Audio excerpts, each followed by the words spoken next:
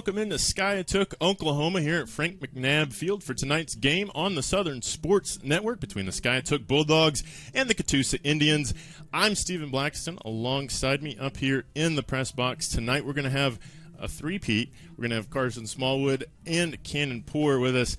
Now, guys, we were here last week. We saw a great game in the Battle of the Blue Whale. You took over the ship for me while I was away. What are we looking forward to tonight?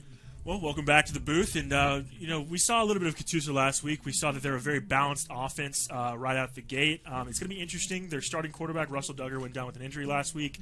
Their wide receiver, Kason Titch, took over as their quarterback, and I believe he's going to start tonight. So, going to be interesting to see how that offense adjusts with him under center. Gotcha. And let's take a look. This is week 4, first week of conference play. These are the games that matter. Carson, we take a look at this score here last week for Skiatook beating up on Hale 52-0. What do you take away from a game where they get their first win of the season? Well, it's a good way to win a game, get your first win, putting up 50 points. That's always feeling good. Maybe the competition, you would like to see that happen here now that's conference play where the season actually matters. But I think when you've got a football team, whether they're young or not, and they establish the run, you're going to be able to pull off some upsets and possibly win some games that otherwise people think you shouldn't have. Yeah, Cannon, too many C's. We take a look at what this team last week in Catoosa did. You saw it here in person in the Battle of the Blue Whale, I believe is what you guys were calling. What are some takeaways you see for Catoosa coming in to week 4 in the start of conference play? I think one of the things you can take away easily from it is ball security is a big issue. You saw interceptions and fumbles last week, and ball security needs to be at the forefront of their offensive mind. And secondly, if their defense can turn the ball over, it's going to be a pretty good night for them. I believe special teams is going to be very important Special teams tonight. as well. Footy Yang, we loved him last week. We named him a player of the game. He was 100% on field goals, including the game winner, and that is very rare to see at this level, is a kicker that's so solid and so stable in the special teams game. Well, we'll take a look at how both these teams compare with some stats from the season thus far. What are some numbers, guys, that stick out to you for both these football teams? Well, I want everyone to look right here where they've got the passing yards. Not a lot over there for Skiatook. There's not a lot. You look at their rushing yards, there's a lot. I think what we're going to be able to see is a balanced Catoosa team. If they prevent themselves from turning the football over, it's going to put pressure on Skiatook to open up their playbook and have to throw the ball a little bit more. Skiatook defense can get some turnovers created, get the defense hot all night. I think that run game, establishing it well, could run the clock off, and this could be one of those defensive slug, Yeah. Yeah, we saw Catoosa last week really stick to their game plan well against Claremore. Claremore, a very run-heavy offense. You would think the game plan is going to be similar this week. If you can stack the box and stop the run and force Skiatook to draw back and pass, you feel pretty good about your chances winning that game. Yeah, it's interesting. We'll see who can get away from what first. If the Skiatook defense can hold on and maybe make Catoosa throw the football a little bit more with a backup quarterback, or vice versa, get Skiatook away from the run, which is their bread and butter. It'll be interesting to see if they'll be able to compete or be able to stay in the game later as we go along. And, of course, you look at the defensive side as well. No turnovers thus far for the Bulldogs, but a handful of turnovers for the Indians. You think for the Bulldogs tonight, that's something that they can take advantage of, potentially try and stay in this football game, guys? I think that is actually the key to the game. If Skiatook can prevent from turning the ball over, keep doing what they're doing. They've got 0 interceptions, 0 fumbles on the ground. They've not lost any. And they're averaging a little over 220 yards a game. Most of it's from the rushing. What you're going to do is you're going to control the clock. You're going to put pressure on the opposing team to not turn the ball over. And basically you're going to play into their hands. So if Skiatook can keep doing what they're good at, running the football, having a defense that can create turnovers, which Catoosa's offense is prone to do, I think this is going to be a game that could really lighten up the fireworks during their homecoming game. Yeah, and if you're Coach Hood, you see those turnover numbers and you realize in practice all week you have to talk about and emphasize that holding onto the ball is key here. No stupid throws, no throws into double, triple coverage. Just don't play outside of your abilities. Well, we'll have weather and some predictions after this commercial break on the Todd's Coffee Roastery pregame show. Don't go anywhere. Today's game is brought to you in part by T-Lake Apparel Company, specializing in sport uniforms and accessories, custom orders to fit your needs and budget. From youth leagues to professional sports, call T-Lake at 580-977-6452. And by Champion Custom Jewelry, trusted company that can provide quality at a great look to fit your budget. trust Champion Custom Jewelry. Contact them at 580-977-6452 or on Facebook at Champion Custom Jewelry. My name's Todd Harden, and I am Todd's Coffee. The reason I do this to begin with is because I really want people to experience coffee. What I'm doing and what other roasters are doing as well is, we're trying to figure out what the bean is trying to tell us. My goal and my customer really is there's probably 2 out of 10 people that could taste the difference in one of my better roasts versus an average roast. If I can make those people happy, I'm making everybody happy. And so that's kind of my philosophy when it comes to roasting.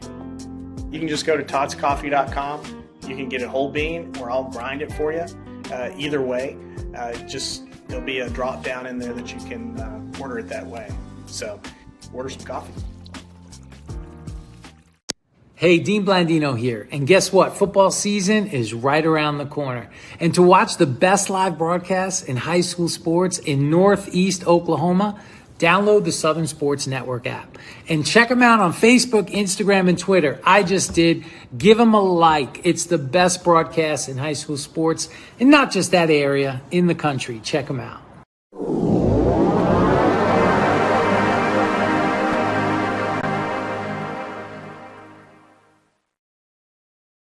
The College of Business and Technology at Northeastern State University is where education meets industry.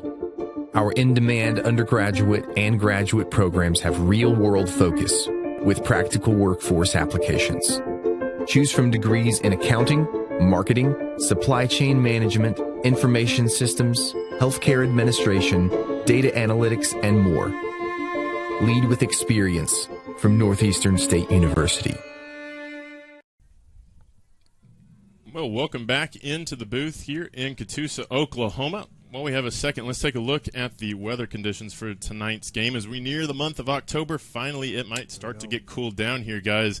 But a mild 83 at kickoff. It's been in the 90s the last couple of weeks we've had games, but it's starting to feel like football weather out there. Absolutely, starting to feel like football weather. Maybe you're going to see fewer, cramps. You're going to need to hydrate still, but it's going to feel a lot better on the field, especially for them. Yeah, you're going to get a cool evening. I think that's going to play into a lot of the conditions here. We're going to probably see less cramps, but with a team that runs the football over and over again, be keeping your eyes on the offensive line for Skiatook. I think that could be a key thing and to watch for them. Well, it's week 4, so you know what that means, guys. It is the first week of conference play here in Oklahoma. We'll take a quick look at the Skiatook schedule. You saw there they've dropped a couple games to open the season. Last week, of course, beating Hale 52-0. But as they run down this conference slate, realistically, what are some areas you see them where they might finish? I know they were projected by Vipe to finish 4th, but based on the non-conference slate, what do you guys think? Yeah, so they got Skiatook predicted to finish 4th. I think that is going to be pretty tough to do, considering that this conference has won 5 of the past 10 4A state championships. There, you can see that they've got Wagner, and if you look at the 2 teams that they've played before, Glenpool was 5A, and Collinsville, who was one of the, Skiatook's bitter rivals, they're also 5A. It didn't really fare out well for Skiatook. Now they did get a big bounce out win against Hale, putting up 52 points on the board. Hopefully that gives them some confidence to play against Catoosa, who is predicted to finish 7th. So this is going to be a big game for playoff implications for either team to get started right. And, once you get to conference season, non-conference is a good time to really figure out where you are depth-wise, who are going to be your big players, and really try out some nice schemes before you have to start, really winning some games. Now, as we take a look at Catoosa's schedule, of course, tonight, week 1, they're playing Skiatook. But they have a tough test next week against the undefeated Grove Ridge Runner team that's going to be coming in here trying to vie for a playoff spot. Yeah, that Grove game is going to be tough, especially having to go on the road. You can see there, week 1, where Catoosa played Pryor. Pryor is a team that likes to throw the ball a lot. They've got a motion offense, a very fast team. They held that game within 10 points. Grove actually went and beat Pryor. So, Grove is a very tough team, and this is going to be a game for Catoosa next week where they're going to have to really play on all cylinders and have that offense not turn the football over.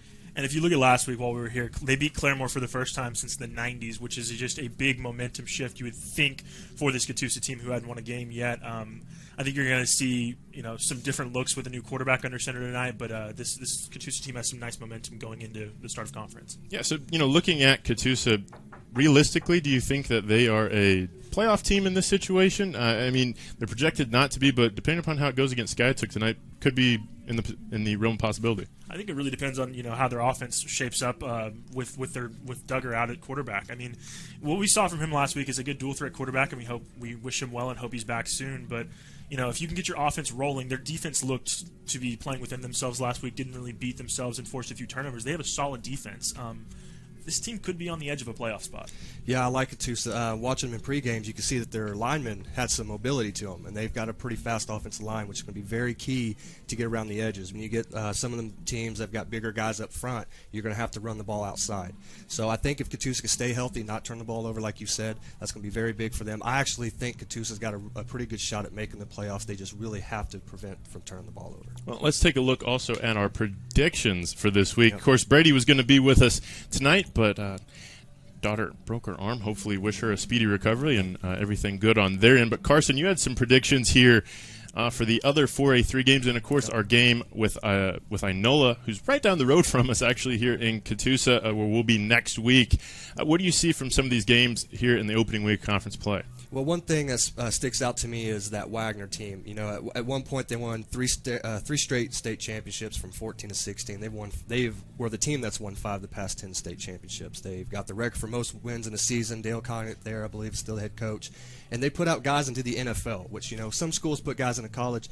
This team puts guys in the NFL. So really keep an eye on that Wagner team. Keep an eye on Grove as well. They've got a team that's beaten classes 5A. Anytime you go up a class and beat a team, that's pretty good, especially when it's a rival. So really keep an eye on that Wagner team and really keep an eye on that Grove team as well. And that Inola Berry Hill game that we're going to be in Inola next week. Inola undefeated right now, playoff team a year ago. Berry Hill also a contender in that classification as well. That'll be an interesting matchup. We'll keep an eye out on that as we go along throughout the evening here in Catoosa. But we will step away for a little bit, and we'll have more after the break.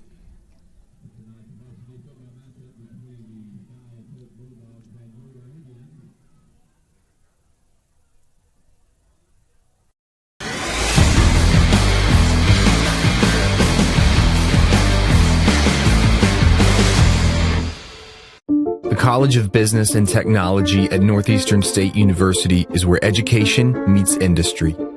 Our in-demand undergraduate and graduate programs have real-world focus with practical workforce applications. Choose from degrees in accounting, marketing, supply chain management, information systems, healthcare administration, data analytics, and more. Lead with experience from Northeastern State University.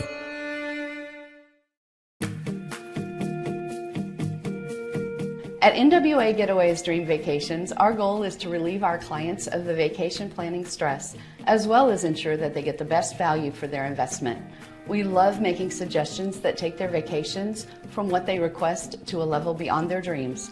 Our perfect client is that busy professional who wants to relax with friends and family, but doesn't want the stress of planning for it.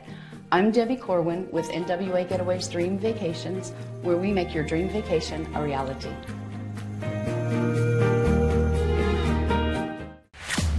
Some might say I'm an ideas guy.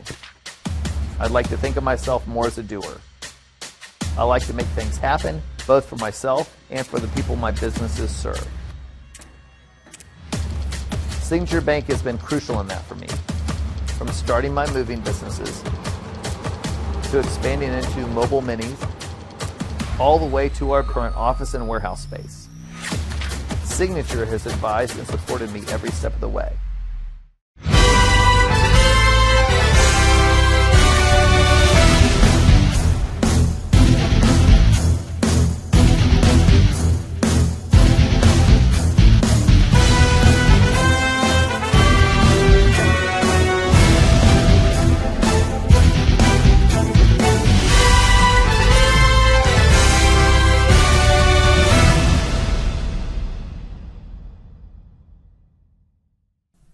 Well, welcome back inside the booth here as National Anthem getting underway. We're getting close to kickoff here. While we have a second, let's take a look at some highlights from last week's Battle of the Blue Whale, some of the impact players and everything like that. And, Kenan, you just kind of walk us through what we're seeing here. Yeah, when obviously what we saw from Claremore is an offense that really likes to run the ball. Catoosa, a more balanced offense, so it was a real kind of clash of different styles. And you see Colin Treat right here, who is our impact player. He had 2 receptions for 11 yards, and he also had 9 rushing yards. As you're going to see here, Claremore got it off to an early start. And it was an interception. Sorry. So it started off early. I got my times mixed up. It was early game of turnovers. You saw just an interception on, I think, the second throw of the game, followed by another interception, and it was just I would say a sloppy affair. What really stood out to me, Claremore took an early lead, and Catoosa really fought their way back into it, especially with the second string quarterback. That was really good to see from them. But big story from last week was just turnovers, and Michael Barnett, the Catoosa running back, their running back, also had a good game last week. Yeah, and one thing about this Catoosa team is they do turn the ball over on offense, but that defense, that secondary specifically, is very fast, extremely athletic. So I think even though the offense may turn the ball over, that defense still gives them a chance because they create turnovers as well. So I think one thing that people should really keep their eyes on for Catoosa's defense is that secondary. Are they going to be able to get some fumbles? Because Catoosa doesn't throw the ball a lot. They want to run that football. They want to establish the run. The thing with the secondary for Catoosa is they're not going to get a lot of opportunities to get interceptions. So are they going to come downhill, establish some dominance on their end by hitting the running backs and being physical, trying to strip the ball out? And that's going to be something that's going to be fun to watch tonight. Yeah, it'll be a battle of wills, and I believe the last player we have here, Foodie Yang, your guy, Cannon. Let's talk about him. Foodie Yang is an exceptional player at the high school level. Special teams is never something you want to talk about because it's always a sloppy point of interest. Foodie Yang had, I think he had attempted 3 field goals made, and there was some distance in them, including the game winner. He was tough as nails. He was solid, and he was a reliable kicker, which is something you cannot say for most college kickers, let alone a high school level kicker. Just a really fun special teams unit to watch from the Catoosa Indians. He also had a kickoff that they downed at the 1 yard line. So he's on all fronts. He's a really good kicker and a really good special teams player. Well, there's your highlights from last week here. Foodie Yang, of course, our player of the game. But now let's take a quick look at the impact players for tonight here in this battle between Skiatook and Catoosa. First one up for Skiatook, the running back, number 29, Silvio Falance. Going to need a big night from him if the Bulldogs want to have any chance of winning tonight. Yeah, and watching him in warm up, he's a quick runner, but he also lets the play develop in front of him, lets his offensive line get those holes, and then boom, he hits it well and he gets downfield really really well. I mean, he's a fast runner, he's a disciplined runner, he's a balanced runner. Yeah, and one thing about Skiatook's team is they've not put the ball on the ground one time in 3 games. In high school, you don't hear that a lot from teams. But watching this guy here, when he's in the backfield, he waits and just explodes through the gaps. Either A, B, C, doesn't matter. He can go east, west, north, south. He's going to be a guy to watch tonight. Now, Carson, while you're covered up by Colin Treat there, he's going to be our impact player for the Indians tonight. Cannon, you saw him last week. What are we going to expect out of Treat? Well, he's a good route runner. He's got sure hands, and his speed is always there. I think the interesting thing with Treat is, having, like I've mentioned several times, Titch is going to be starting at quarterback. Does he get the option or the opportunity to make a play? Do they bring him on an end around maybe? Do they try and get him involved? Because he is surely one of their best players on defense and offense. He's a two-way player. He starts at safety for them as well as wide receiver. Well, those are the 2 guys to keep an eye out for both teams. Now, guys, what are some keys to tonight's game to see, who's going to come out of here? Carson, what are some keys for Skiatook tonight? So I think the keys with Skiatook is create turnovers and don't turn over. I think the defense needs to continue to try to find ways to steal the ball from Catoosa, which their offense has been pretty prone to do, is giving the ball away. I think they also need to commit to that run game early on. Don't worry about the score if it gets to run away. Stay true to your identity, run that football, go get some points, don't turn the ball over. And for Catoosa tonight, Cannon, what should we look out for these Indians? I'm going to take the exact opposite of what he said. They need to turn them over. And also, I think if you can play a balanced offensive game, and if that defense can make Skiatook throw the ball and get out of their comfort zone, I think you have a good shot at winning. If you can load that box, stop the run, and make sure that you control the line of scrimmage on both sides of the ball. Well, that'll do it for our Todd's Coffee Roastery pregame show here on the Southern Sports Network. When we return, starting lineups, kickoff, and a lot of action here in Catoosa. Don't go anywhere.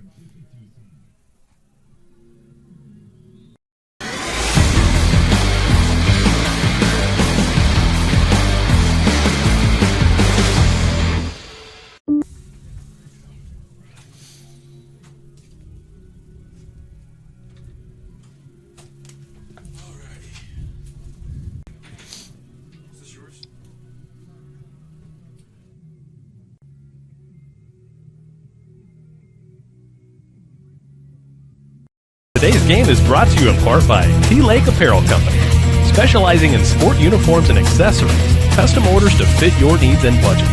From youth leagues to professional sports, call T-Lake at 580-977-6452. And by Champion Custom Jewelry. Trust a company that can provide quality at a great look to fit your budget. Trust Champion Custom Jewelry. Contact them at 580-977-6452 or on Facebook at Champion Custom Jewelry. My name's Todd Harden, and I am Todd's Coffee. The reason I do this to begin with is because I really want people to experience coffee. What I'm doing and what other roasters are doing as well is, we're trying to figure out what the bean is trying to tell us. My goal and my customer really is, there's probably 2 out of 10 people that could taste the difference in one of my better roasts versus an average roast. If I can make those people happy, I'm making everybody happy. And so that's kind of my philosophy when it comes to roasting. You can just go to toddscoffee.com. You can get a whole bean, or I'll grind it for you. Either way, there'll be a drop down in there that you can order it that way. So order some coffee. Hey, Dean Blandino here. And guess what? Football season is right around the corner. And to watch the best live broadcasts in high school sports in Northeast Oklahoma, download the Southern Sports Network app. And check them out on Facebook, Instagram, and Twitter. I just did. Give them a like. It's the best broadcast in high school sports, and not just that area, in the country. Check them out.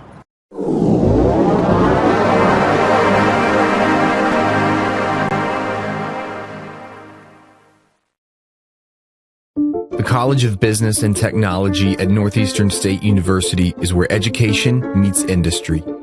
Our in-demand undergraduate and graduate programs have real-world focus with practical workforce applications. Choose from degrees in accounting, marketing, supply chain management, information systems, healthcare administration, data analytics, and more. Lead with experience from Northeastern State University. Well, welcome back to Catoosa, Oklahoma, home of the Indians, as you see there. While we have a moment, Cannon, let's take a look at the starting lineups for tonight. We have up first the Skiatook defense that'll be out and about tonight trying to stop the Indians. And one of the big interests for me is Skiatook has only three two-way starters on their team compared to 6 for Catoosa. You're going to see less fatigue. These guys are going to be more rested. They're going to have a chance to catch their breath. And this defense is a really solid front. Going to be interesting to see if they can force a turnover and really get their offense back on the field in a timely fashion. Well, interesting, looking at the starting lineup, they look like they run a 5 front, so they're prepared to stop the run tonight, which could create a bit of an issue for the Indians with a backup quarterback. Yeah, I think they know that the run game is going to be leaned on by Catoosa. We saw some good throws from Case and Titch last week, but with the run game probably going to be more prevalent for the Indians. Mike Barnett, a solid running back for Catoosa. Stopping the run should be a priority for them. Yeah, we'll see if Mike Barnett can get anything going tonight because they're definitely going to want to feed him. As we take a look at the Indians' defense now, we'll see what they can do against a team that wants to run the ball. They're going to go with a 3-4 tonight. That might be favorable for the Bulldogs, favorable box to start every play. I think it could be favorable for Skiatook to start the game, and I think as it goes on, if they don't get away from their run game, Catoosa will have to make in-game adjustments and really just start almost daring them to throw the football. We haven't seen many passes from this Bulldog team this season. That's going to be a point of interest for me, at least, the later we get into this game. If it's close, if Skiatook is down, do they pass the ball? Well, we'll see how it all plays out. Both teams have headed to their respective inflatables. You have a big Bulldog over on the south side of the field for the Skiatook Bulldogs and just a big old helmet for the Catoosa Indians tonight. I have to say, I dig the Bulldog. I respect that from them. I've never seen, in all my years, I don't think I've ever seen a visiting team bring a blow-up for them to run out in. Yeah, and these teams aren't super far apart. I think that's one of the benefits of playing in conference play. Not a very long bus ride at all for any of these teams. They all know each other. I'm sure a lot of these kids know each other from playing each other probably through junior high, junior varsity, maybe even youth leagues. As here come the Catoosa Indians will be back in their normal uniforms, black tops, emerald green pants with a black helmet. Good look. I would say one of the best looks I've seen so far this season. I always like a black jersey. It looks, it looks classy, looks good, and the green pants just a nice compliment to it. And here come the Bulldogs from Skiatook as well. They'll be in red helmets, white jerseys, and black pants as we'll get ready for the coin toss here as we're nearing sunset in Skiatook, Oklahoma. That's sunsetting sooner and sooner. Before too long, all these games will be a solid night start. Yeah, I think the later we get into the season, week 0 was pretty hot and miserable, and then the next few weeks we got slowly but surely better. Now it's about 7 o'clock here in Catoosa, and it's just a nice, pleasant evening outside. Going to be really good conditions. Hopefully, fewer heat-related injury timeouts, and just an overall pleasant atmosphere for some football. Oh, we have the coin toss underway as everybody exchanging pleasantries. It's good to see the sportsmanship here early on in the ball game. You like to see that, keep it civil and then go at it. Yeah, before the game and after the game, you can be civil, but in between, it'll be war. A battle of the offensive and defensive lines, really, with two teams who I think are going to really want to run the ball tonight. Yeah, and it looks like Catoosa might have won the toss. We'll see what they signal. It's always important you make sure, if you don't, you want to say you defer. You don't want to kick or you don't want to receive. You make sure you say defer, otherwise you'll end up either kicking twice or receiving twice. We've seen that even at the pro level, plague teams. So you got to keep your language clear and obvious. Well, that'll be the coin toss. We will step away momentarily, a couple minutes from kickoff here in Catoosa for opening week of conference play in the 4A3 between the Bulldogs and the Indians. Today's game is brought to you in part by T-Lake Apparel Company, specializing in sport uniforms and accessories, custom orders to fit your needs and budget. From youth leagues to professional sports, call T-Lake at 580-977-6452. And by Champion Custom Jewelry. Trust a company that can provide quality at a great look to fit your budget. Trust Champion Custom Jewelry. Contact them at 580-977-6452 or on Facebook at Champion Custom Jewelry. The College of Liberal Arts at Northeastern State University is innovative, engaging, life-changing, empowering. Choose from undergraduate and graduate degrees in the arts and fine arts, languages, criminal justice, social work. Well, welcome back as the Bulldogs will get us underway. And the Indians will return back deep to return for them. Number 4, Mike Barnett, and number 7, Colin Treat. Going to hear those names an awful lot tonight. And we are underway here. Or we're not. There's a flag. Never a good start. We've seen some penalty-heavy games this season, and you don't like to see a flag on the field before we even get the opening kickoff underway. Well, we'll re-rack after the 5-yard penalty here for the Bulldogs. That's definitely not a good omen if you're a Bulldogs fan at home. As now they'll be kicking off from their own 35-yard line. Heck of a kickoff from Tyler Wilkerson. I know it doesn't count, but it was a pretty deep kick. So we'll see if he can do that again 5 yards farther back.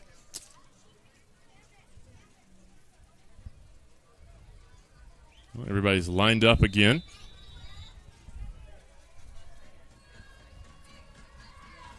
And take 2, we're underway officially. No flags on this one in Catoosa as Barnett will return. He's going to try and cut it back to the other side.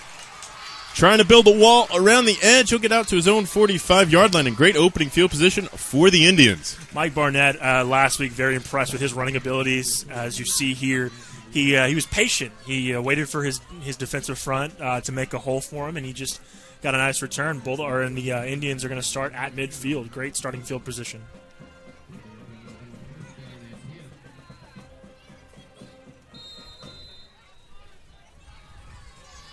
Well, Indians will operate from the shotgun on their first play.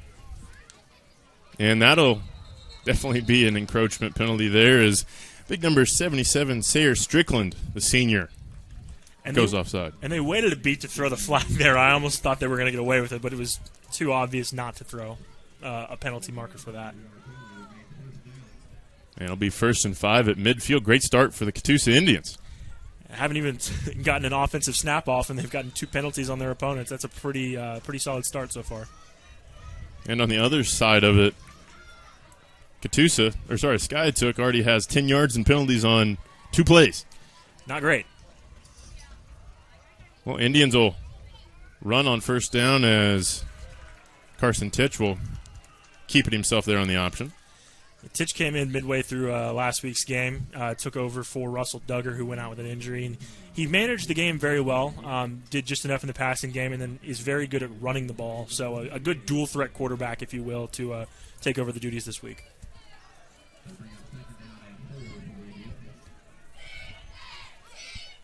Second down and 4 here for the Indians. And again, Titch will keep his own number. And he'll fight forward for another 2 yards and make this a 3rd down and 2. Yeah, and I think we're going to see a lot of ground and pound from Catoosa, whether it's whether they bring motion in the backfield or whether they just hand it off straight or do a quarterback option. I mean they're going to keep it on the ground. That's where they want to make their bread and butter this week. Case and Titch first week as a starter, going to try and get the game under his belt pretty quickly. We'll check with the sideline with 15 seconds on the play clock left. Under 10 seconds now, a lot of miscommunication. 3 seconds. Just going to get this play off on 3rd down.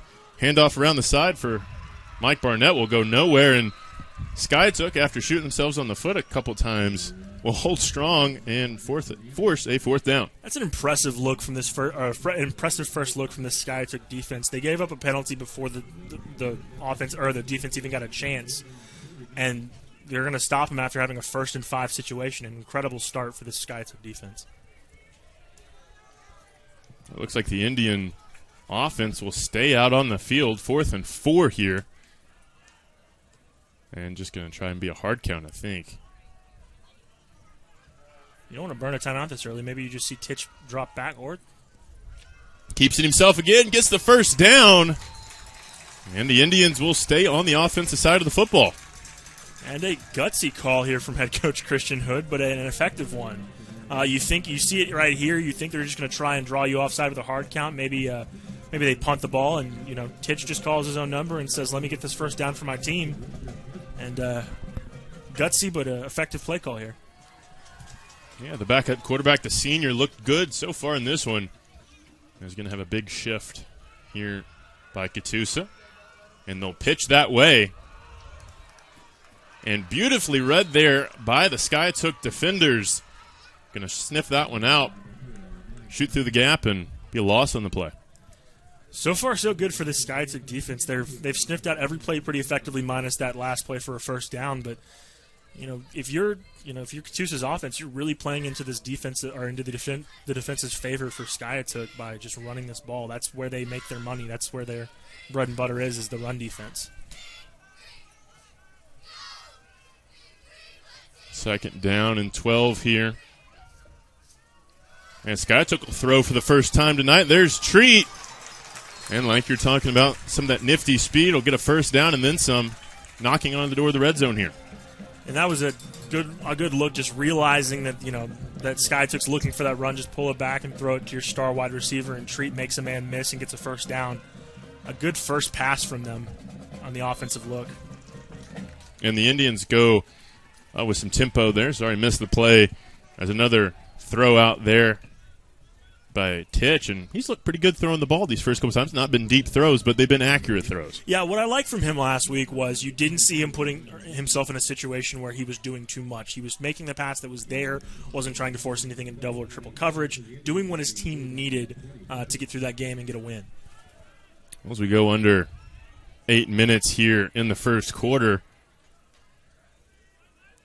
Indians going to hand off to Treat on the jet sweep, and he'll pick up a handful and make this I believe, another first down for the Indians, who are now in the red zone. And I love that look from their offense, knowing Catoosa has a star wide receiver in Colin Treat, and you're knowing you're not going to pass nearly as much as you were last week. Getting him involved any way you can, specifically in the jet sweep, is going to keep the morale high of this offense and really give you some good chances to pick up chunk yardage here.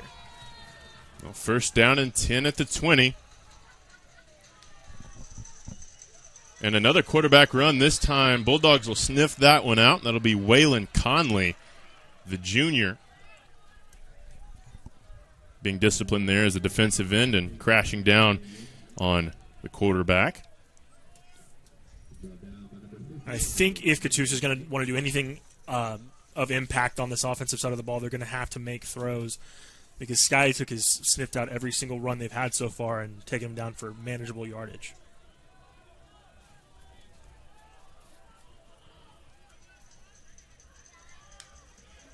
Another jet sweep here for Treat. And he's fighting to stay on his feet, but will finally be brought down at the Skiatook 20-yard line. And, big third and long here for the Indians offense. You obviously know you're in the range of your kicker now. You would like to have a touchdown on your opening drive, but you know that as long as you don't take a big sack here, you've got a good chance of putting up points regardless. Yeah, because you have number 28 on the sideline. Footy Yang. Near the 6-minute mark. As Indians going to look to pass. Treat on a little bit of a tunnel screen. Got a convoy in front of him. Touchdown, Catoosa. That didn't take too long, Cannon. It did not. And why settle for 3 when you can get 6 right here? As you see, just another different look from this offense. Colin Tree getting involved early and found a lane and let his blockers do their thing so he could get into the end zone. A very impressive look from this Catoosa offense on the opening drive, and 6 points on the board. Yeah, and what's impressive to me on that play, if we look at it again, is Indians going to go for 2 and won't get it. They'll be short. Interesting that they leave Footy Yang on the sideline there, but looking back at that play, you saw a lineman deep down the field. We'll take another look at this 2-point conversion that was unsuccessful. Yeah, and to me, it's super early in the game. Not sure why you're going for 2. Maybe you could get a competitive edge, but you've got a great kicker in Footy Yang on the sideline. Not sure why you don't just put up the extra point and move on. Well, our score after the Colin Treat touchdown, Catoosa 6, Skiatook nothing with 5 minutes or so left to go in the first quarter. We will step away. More when we return.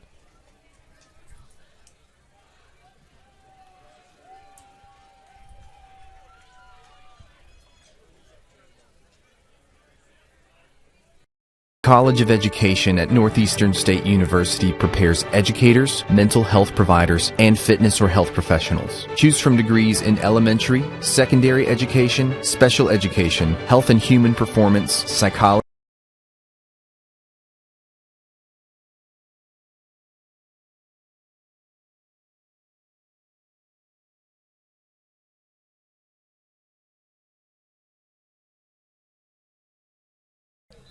Welcome back. As now we'll get to see Footy Yang doing all the kicks here. And he'll boot that bad boy. And we'll see what the Bulldogs can answer with here as they'll start at their own 25-yard line. As that'll be Gavin Anderson, the junior, on the return there. And just a good effort from Catoosa's special team unit. Good coverage downfield and making sure they don't get too big of a gain on that kickoff. And going to start at about the 25-yard line.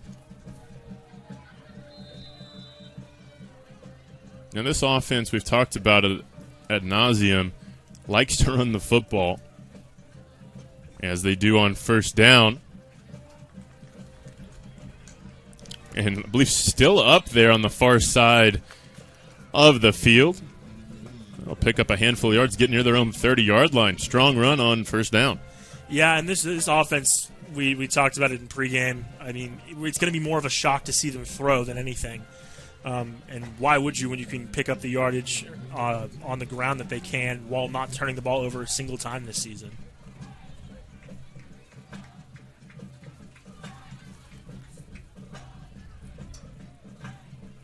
Another handoff here, and another handful of yards there for the Bulldogs as they'll feed number 14, Isaac Long, the junior there, and he'll make it a 3rd and 2. This is what this offense wants to do, Cannon. This offense wants to keep those third downs at a manageable distance, and if you can pick up 3 on first down and 4 on second down, you're always going to be on schedule. The problem is making sure you don't shoot yourself in the foot with penalties, with sacks, with tackles for losses. You have to stay on schedule if you're going to play this type of offense, but it's very doable. And you look at what Catoosa is doing to adjust to this. They're going to run with a 4 front as going to be dropped in the backfield right at the line of scrimmage, actually, will be Long, as that'll be an interesting adjustment that Catoosa's made out of their normal or defensive alignment. They're going with 4 hands in the dirt. And the problem is with this Skiatook offense is that the defense that you're playing each week knows that all you want to do is run the football. And unless you have a large, imposing offensive line, they can just stack the box and dare you to throw, basically. Well, Skiatook will punt here. And this one, a tight spiral. Good special teams on both sides, as just a fair catch there from Colin Treat. And the Indians will start over at their own 31-yard line after the last drive they had ended with Colin Treat as well. And I think it was impressive to see on that first drive with Catoosa. They came out obviously wanting to run the ball, then realized that they had to adjust mid-drive. And Titch had a few good throws, including involving Colin Treat, whether it was the jet sweep or the pass for the touchdown. That is going to be your bread and butter, is, make sure the run game stays solid and then, make the open throw every now and then. And it's, staying on schedule as well for this Indians offense is a huge goal. We'll see what Kaysen Titch and company will do here with. Going to send Treat in motion. But Titch will call his own number and will fall forward for a handful there and make it 2nd down and 8. And I guess that's one of the adjustments they made during the week is in getting Colin Treat involved. If it's not going to be in the passing game, at least bringing him in motion for the jet sweep and letting Titch make that call. I like the use of motion early. It's a different look than what we got last week from this Indians offense. Yeah, a lot of eye candy. Have to stay disciplined if you're the Bulldogs, who are actually going to go away. Looks like defensively they're going to go with a 3-man technique, maybe to fight with this balanced attack. Is that one going to be probably the first bad throw that we've seen out of Carson Titch tonight, but Treat still brought it down. Oh, and it looks like there is an injured Bulldog as well there near the far 25-yard line.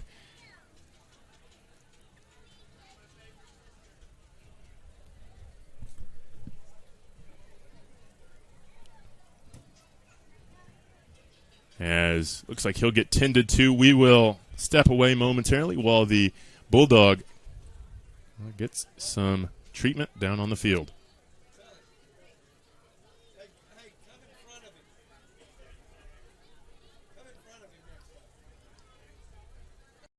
College of Education at Northeastern State University prepares educators, mental health providers, and fitness or health professionals. Choose from degrees in elementary, secondary education, special education, health and human performance, psychology.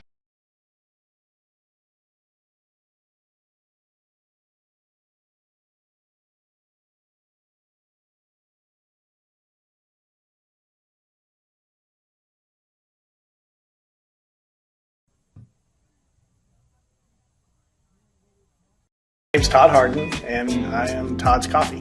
The reason I do this to begin with is because I really want people to experience coffee. What I'm doing and what other roasters are doing as well is, we're trying to figure out what the bean is trying to tell us. My goal and my customer really is there's probably 2 out of 10 people that could taste the difference in one of my better roasts versus an average roast. If I can make those people happy, I'm making everybody happy. And so that's kind of my... Well, welcome back. As the injured Bulldog was able to get off the field in his own power. That's always something important to see. There, Cannon. As Indians going to look to air it out. That one nearly caught, nearly intercepted there. Dangerous play on both sides. And you got to say that wasn't the fault of Case and Titch throwing the ball. He made a good throw. It just bounced off his receiver's hand, and they got good pressure on him in the backfield quickly. Had to made him make a quick decision there. Ultimately, going to be a 4th and long, and you would think a punt here from Footy Yang. Yeah, he's back deep to kick. It was nearly disaster there. We talked about how in the pregame Catoosa does struggle with giving the ball away. Nearly dangerous. Is Footy Yang going to call his own number, and well, he won't get anywhere near the first down marker as the Bulldogs have that one sniffed out. And I'm all for fake punts, later in the game, but you're deep in your own territory. Not exactly sure if that was, Footy's call or if that was a design play, but really didn't look like he had a chance of getting the edge there once Skiatook sniffed that out. So they gave up really good position here for this Bulldog offense. Yeah, really, really aggressive play calling on the special team side of the ball down here on the point after attempt, going for 2, going for 4th down, deep in your own territory. We'll see if the Bulldogs, as they'll fumble the football, I was about to finish that sentence with saying can take advantage of it, but it looks like they can't get out of their own way right now. Yeah, can't really get out of their own way, and it looks to here, they haven't put the ball on the ground for a turnover all this season here. You're going to see just, standard handoff, didn't really get his hands on it, and the big lineman, 76 Forrest Johnson, was fortunate to just fall on that and keep the ball for the Bulldogs. Going near the 2-minute mark here. As the Bulldogs, this is the best field position they've had, only their second drive of the game, as they're going to try and tie this one up. See, this look that they have is just not, it's not convincing that they're going to do anything besides run. Well, White going to look to throw. Heaves it into double cover, triple covers. That one intercepted in the end zone. Colin Treat, interception once again, 2 straight games with a pick. And he's our star player for Catoosa for a reason here. You're going to see, as I just said, no real reason to throw it. They're going to try and take a deep shot, Skiatook, and it's just not a good or not a well-thrown ball here. Colin Treat right on it in the end zone, and Catoosa's offense going to get back on the field pretty quickly. No harm, no foul. With a net positive gain, I believe, or at least back at their own. Wow, they're going to mark his progress down at the 1-yard line. It looked like he went down in the end zone to me. Yeah, we might take another look at that replay if we have a chance. That's a curious call to me. Yeah, we'll take another look at it. I believe he was in the end zone when Treat caught this football. Yeah, that moment carried him into the end zone. Carried him in the end zone. I don't know about that one. Not the most egregious officiating call we've seen. I would say, maybe a couple weeks ago in Chakota on a very clear strip sack for a touchdown, but we'll play on. That's why we're up here. That's why we're up here, not down there throwing the flags, and I'm glad we're not under those pressure situations, but very poor starting position for Catoosa here. Well, the Indians got to go 99 yards to get into the end zone with a minute 37 yards, or 1:37 to go in the quarter, excuse me. Worth noting, we saw them do this last week, go 99 yards, so nothing they haven't done before. And Titch keeps it himself. He'll pick up a handful, give him a little bit of get out of their own end a little more breathing room. Yeah, and that first play, when you're in the shadow of your own end zone, is important. You've got to get a little bit of room for your offense to be able to operate. Your playbook now comes open. Do you want to bring a jet sweep? Do you want to throw the ball? You have options now that you're not passing from your own end zone.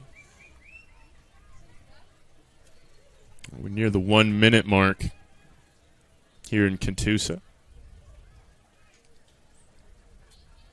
And again, the Indians will operate on this read option as Titch will fall forward for a couple more yards and get a little closer to that 10-yard line. I'm surprised here not to see Catoosa, open up a little more than just that read option and get a little more aggressive. You have you got a really good interception from Colin Treat. I'm not sure why you don't just, call a play and try and get a first down on second, but see what they do here.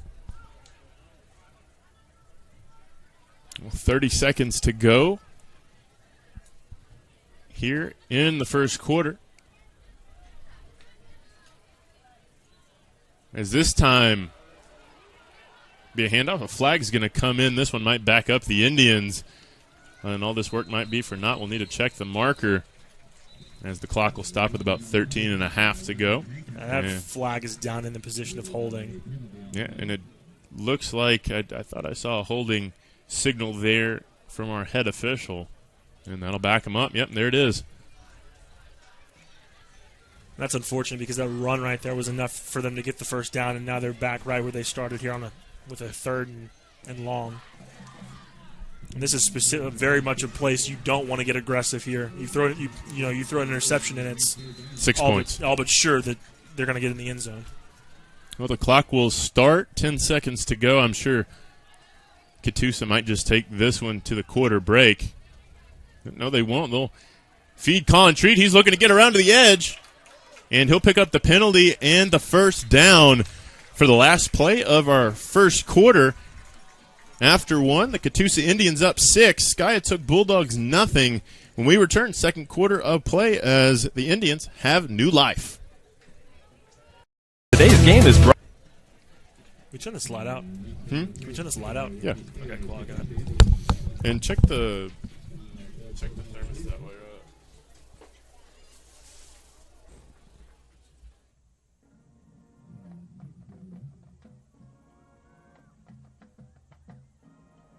Today's game is brought to you in part by T-Lake Apparel Company, specializing in sport uniforms and accessories, custom orders to fit your needs and budget.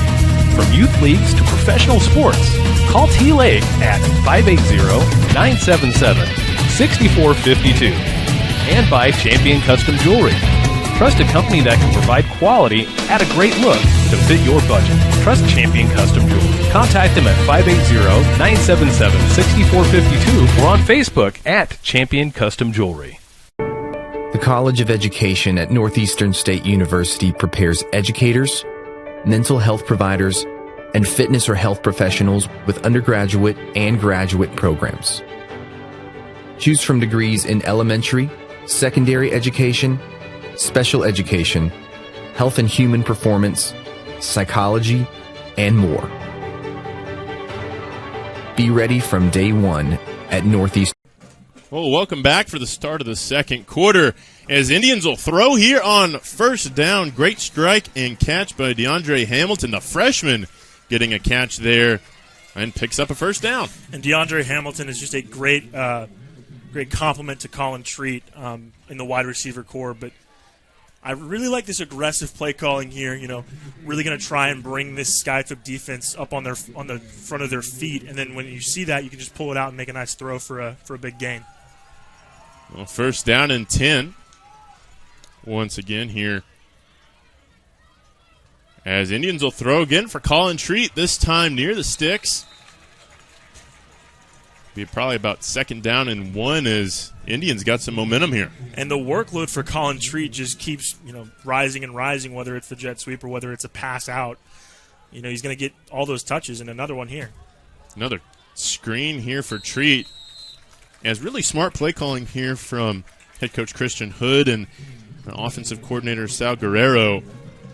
Not having to make your starting quarterback, who's the backup, who's not your number one guy, make some very easy, safe throws, and it helps when you have a stud like number 7 in Colin Treat who can bail him out. Yeah, when you have the receiver in Colin Treat and you're a smart offensive minded coach, you want to make Titch throw balls that are easily completed. That gets his confidence up, gets the offense moving.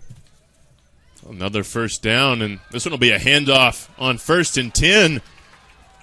As Mike Barnett will get his name called, and he'll pick up about 8 on that rush and get across midfield back into Bulldog territory. Really interesting the last few plays. You saw maybe a little bit of tempo there from Catoosa, just going quickly, trying to get the ball snapped. Now they're back to their old ways of really huddling up and trying to get the play call in. So a little mix of 2 different styles there on the same drive.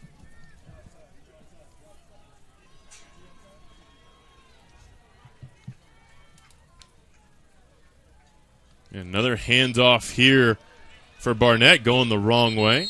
And he'll get run out of bounds into starting quarterback Russell Duggar there, who's out. And looks like Barnett writhing down in pain. Yeah, that didn't look great, and he's still down on his sideline. The flag, I'm not sure. It looked like Barnett was grabbing a face mask. Not sure if it was a late hit. We'll see what the call is, but Catoosa's starting running back, Mike Barnett, is still down and injured. Down your starting quarterback. Don't want to lose your starting running back as well. We'll see what the marker is here. A personal foul face mask. And to add insult to injury there, we'll put the Indians back and potentially with a key injury. Hopefully nothing too serious from Mike Barnett, but that will now even more be reliant upon Case and Titch and Colin Treat. Yeah, we saw Barnett last week go down with an injury. He missed about a quarter trying to get, back at it. He got some attention from the athletic training staff. Well, our score, Catoosa 6, Skiatook nothing. We will step away now. The College of Business and Technology at Northeastern State University is where education meets industry. Our in-demand undergraduate and graduate programs have real-world focus with practical workforce applications. Choose from degrees in accounting, marketing, supply chain management, information systems, healthcare administration, data analytics, and more. Lead with experience from Northeastern State University. Well, welcome back after the personal foul face mask. Case and Titch having to throw, and he'll get planted into the ground by the Skiatook defense there.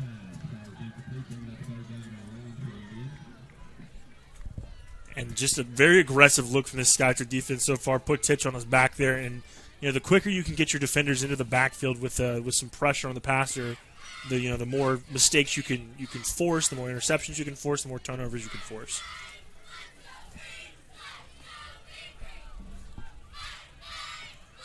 Third down here is Catoosa trying to swing something out there to Legend Lore, the sophomore. It just looks like after those last two plays, after Barnett went down, they were sort of out of sorts there, and maybe a good time to just punt the ball away and try and regroup on your sideline here. Yeah, 4th down and 23, probably the safe bet here. I would agree with that.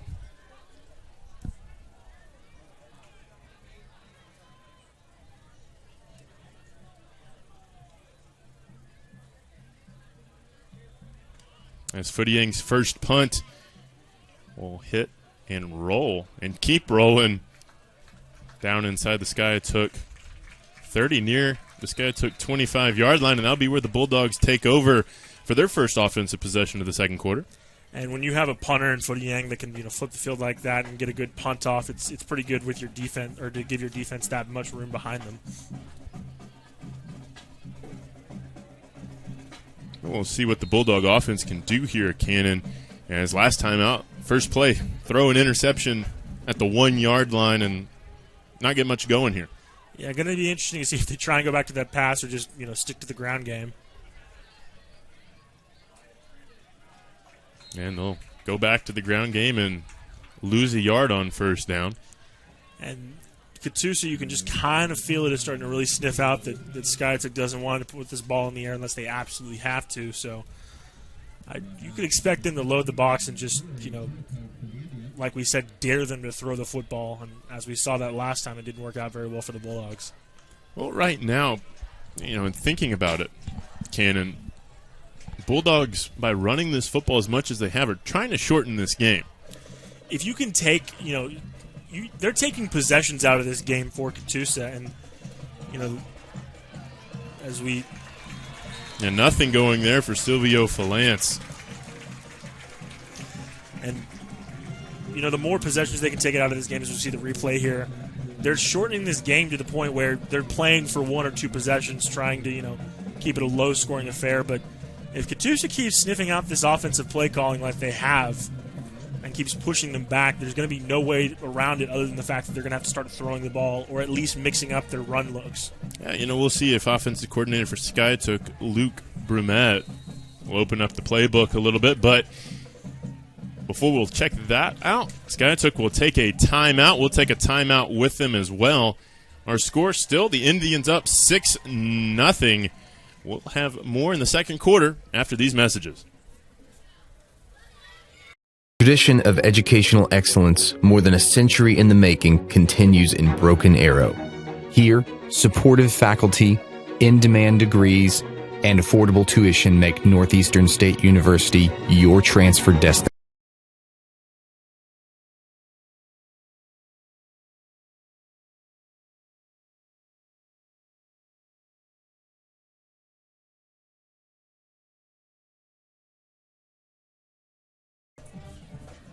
Well, welcome back here out of the Skiatook timeout.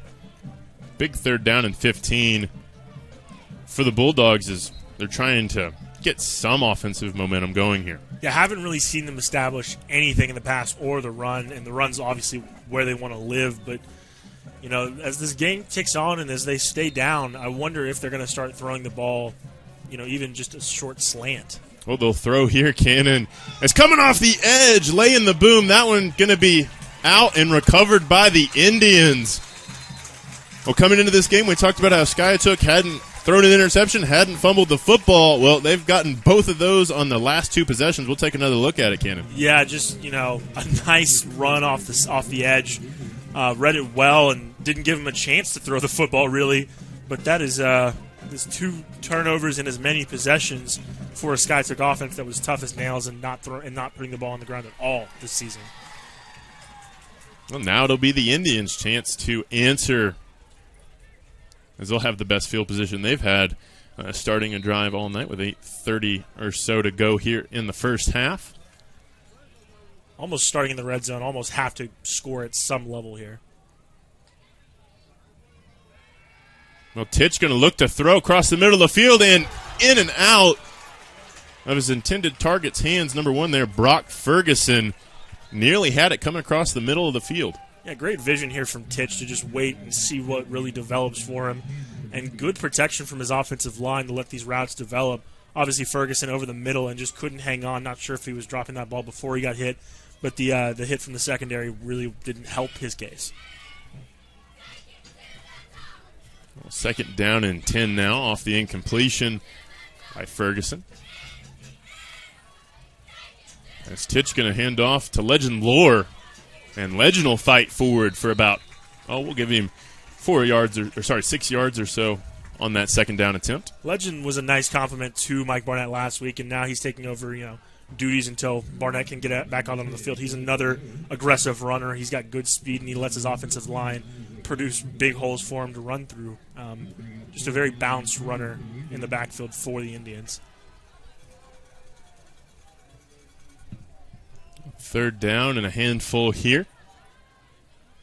Well within Footy Yang's range. As again, they'll hand off to Lore, and Lore sees going to part there for him. I think that ball might have come out, as a matter of fact. Hard to tell.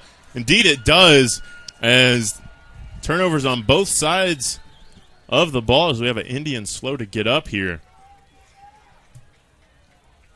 But sloppy play thus far in this first half. Yeah, just looking at both sides to it. I mean, you see the two turnovers from Sky. I took one of them was just a careless interception. The other one was a hit to the quarterback on the blind side. And this time, Legend Lore having a good run right there. His offensive line opened up the hole for him, and he just put the ball on the ground. Ball security, a really big issue for both offenses right now.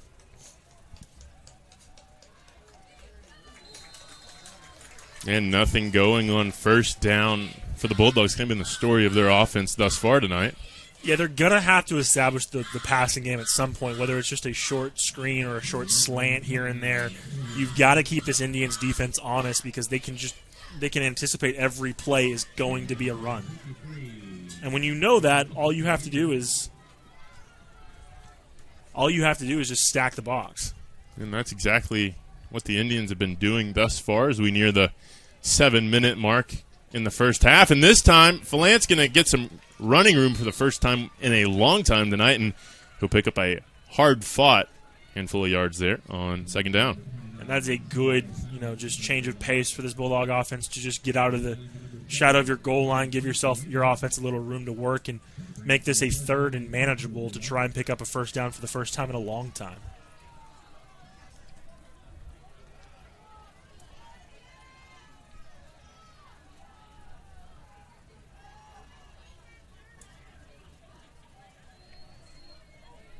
Play clock will go under 10 seconds here in Catoosa. And first completion of the night here for the Bulldogs, as they'll pick up the first down and keep the drive alive and, crucially, get out of bounds. Yeah, and I think you see that there. The Catoosa secondary was caught napping a little bit because Ethan Porter, the wide receiver for Skiatook, had plenty of room to catch that one. And a very effective, play call right there. Just a short route, something to build up your quarterback Jace White's confidence and keep your offense on the field. And another rush here around the edge. As that'll be close to another first down, I believe. Once again, that's Silvio Falance. Talked about him in the pregame. Indeed, the sticks will move as Bulldogs chaining together a couple of good plays right now. Really trying to grab that momentum back that they had early on and establish the pass game is what they've done so far. Just a couple short passes to keep this Catoosa defense honest, and had some effect so far. And again, another hard-fought run that'll be a big chunk play for the Bulldogs as they're starting to march down the field on the Indians. This is where you can just start picking up, 7 or 8 yard run here, a 10-yard run there. Picking up offense or picking up, yardage in chunks is what this Skiatook offense wants to do. On top of they're going very slow, they're trying to squeeze the time out of this game, and they've really done that effectively. But it doesn't really matter if you can't put points on the board at the end of this drive.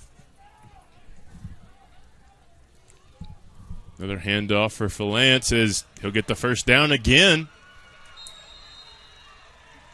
And that's three first downs they've strung together in the last few plays.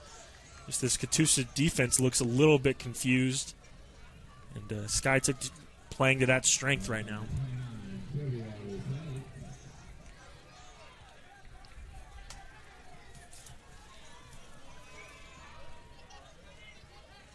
This time going to change it up. Across midfield go the Bulldogs as that'll be Colton Sutton, the junior, will get his name called on first down and 10. Just a few different looks in the run game, all the same result. They're picking up chunks of yardage, and they're picking it up, every single play, staying on schedule and really pushing this Catoosa defense back farther and farther. Just one of these plays here, you're going to catch Catoosa napping, and you'll have a good chance to throw the ball. Another inside run, another first down at the Catoosa 45 as Bulldogs just methodically plugging along, but there'll be an injured Bulldog on the play. Hard to make out a number there. We will step away while they tend to the injured Skiatook Bulldog, and we'll have the rest of the second quarter when we return.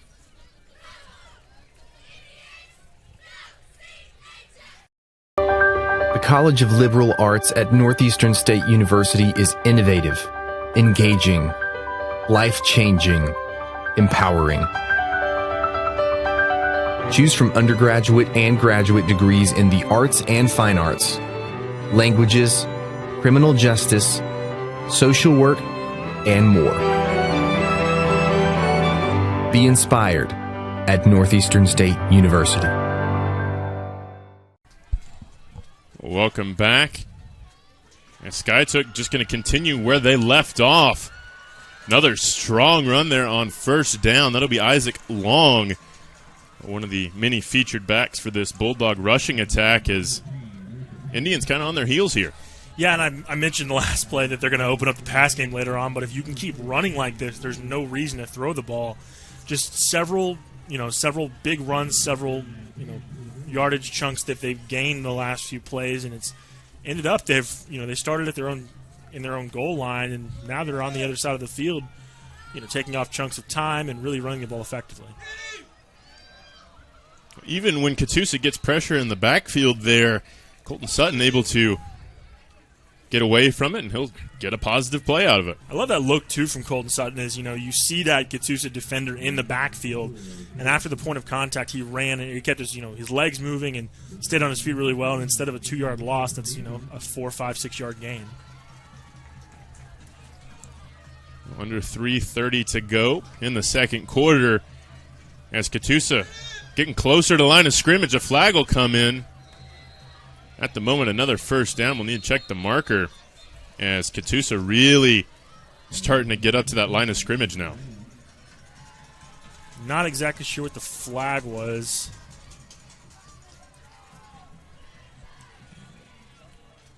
It'll be on Skiatook. And that'll knock him back a significant way if that was a personal foul. They haven't marked off the penalty yardage yet. And there they go. There they go.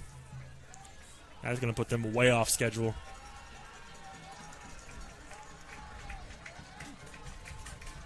And this is exactly where you can't be if you're the Bulldog offense, because you're not equipped to come back from a second in a country mile.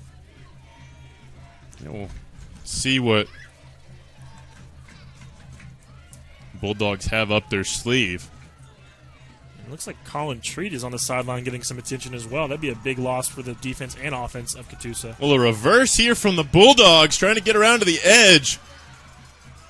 They will, but only pick up about 4. Yeah, they'll put the Bulldogs behind schedule still. And the reverse is a different look from the Bulldogs so far, just another variant of the run game, but it really did catch. It looked like it was going to catch Catoosa napping, trying to get the edge there, but they got back and, really didn't give up that much yardage there, so it will be a 3rd and long. Would be shocked to see if they don't, or would be shocked if they don't throw it here. And they will. Little tight end dump works beautifully. First down for the Skiatook Bulldogs as they're in the red zone for the first time tonight. And when you run play sets like that, the tight end is always open. Just found him over the middle, and really you can see Catoosa here, selling out, thinking even in a 3rd and long that Skiatook's just going to run it, and they had a tight end wide open. And a good first down for this Bulldog offense. And back to the ground, Skiatook will go after one of their rare passes. As right now, Skiatook going unanswered down this field by Catoosa.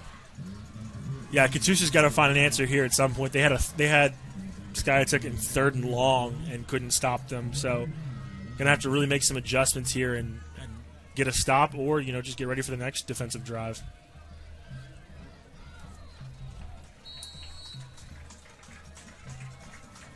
Another handful of yards here for the Bulldogs as we near the 2-minute mark in the second quarter. And as we know a good deal about Footy Yang, the kicker for Catoosa. We don't know much about Skiatook's special teams and specifically their kicking game, so I don't know exactly if they're in field goal range or if they'll go for it on 4th down. That's something we've commonly seen, is they just go for it on all 4 downs at this level. Could be an option here. Well, they won't need to go for it as they'll pick up the first down once more. Be 1st and goal. Now down deepest we've seen the Bulldogs all night.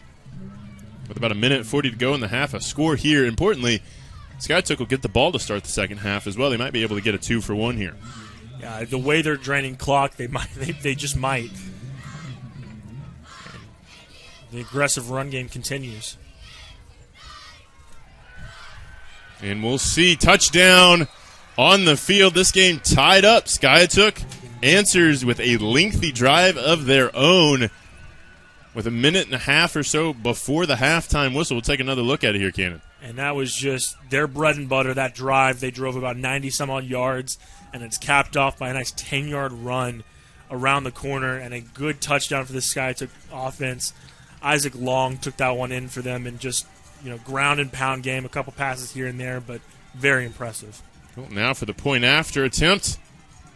Ball's up and good. Skiatook will take the 1-point lead after going pretty much the length of the field. It's now Skiatook 7, Catoosa 6 with 1.5 minutes to go into the first half. We will step away as we'll see what the Indians can do in 1.5 minutes.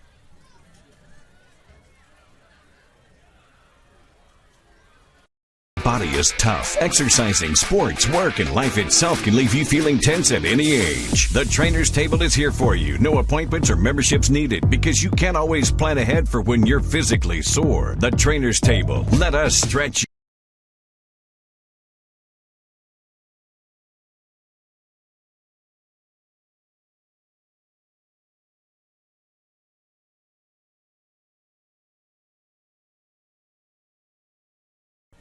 Well, welcome back. As you see there, the Catoosa Indians huddling up. See what they can do. It's been a while since we've seen what they can do. More importantly, Colin Treat's back on the field for him. That is a big thing for the Catoosa Indians, as right now he is the best player on the field on either side of the football for the Indians. Always helps when you have your impact player, your star player, back out there. Yeah, and looks like Mike Barnett just walking on the sideline, doesn't have his helmet, so it's going to be looks like the Colin Treat show from here on out right now.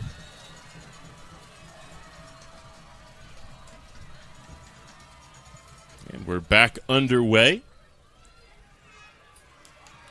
That's Catoosa. Great return here again by Colin Treat. Both times Catoosa's been on the return attack. They've had really good field position to start their drives, Cannon. Yeah, Catoosa really doing a good job in the return game. Obviously, that first kickoff was helped by the penalty. But, I mean, Colin Treat makes a couple moves there, makes, a man miss, and, looks like they're going to have pretty solid starting field position. And there's going to be a sideline warning on Catoosa, it looks like. Yeah, it looks like there's a sideline warning. Not exactly sure what happened there, but regardless, Catoosa are going to have a chance here to score before halftime.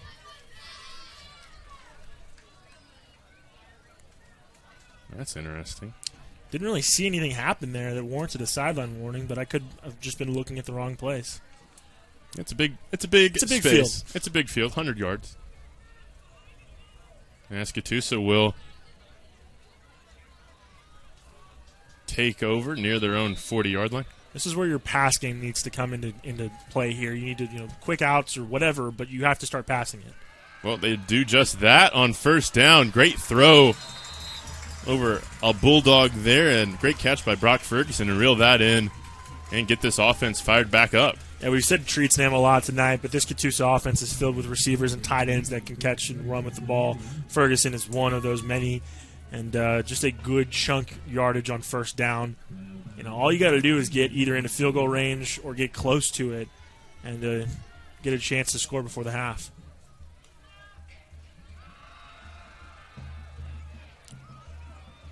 As Titch will get planted there on second down and short.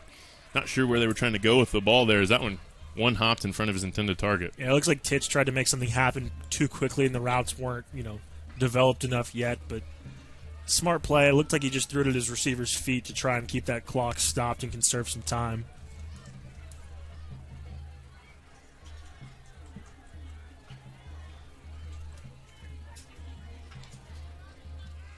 Titch looking to pass again over the middle of the field, complete. Who else? Colin Treat, as he'll be brought down at the Skiatook 35-yard line.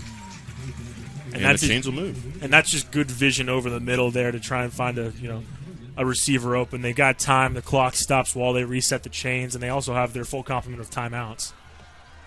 Nearing the 1 minute mark is Titch scrambles. He'll get planted.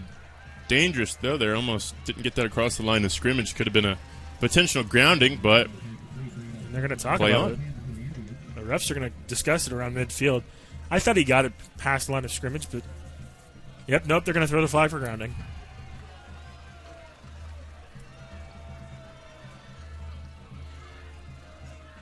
Much to the disdain of the home fans here on homecoming night.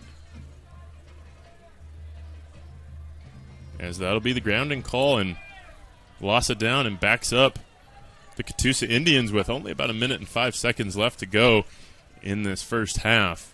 And it's not so much the loss of down you're worried about there. If you're Catoosa, the spot foul is what hurts you because it's going to knock you back big time after a couple good gains on first and second down. Now you've got a third down and very long. A third down and 20 it looks like here for the Indians. We'll have to see what Kason Titch can do. We've seen how mobile he is. Obviously, he's a wide receiver by trait. If he can roll out, maybe give his receivers some time to develop their routes, and they can get close to this first down. But right now, they're well out of field goal range. They're well out of Hail Mary range.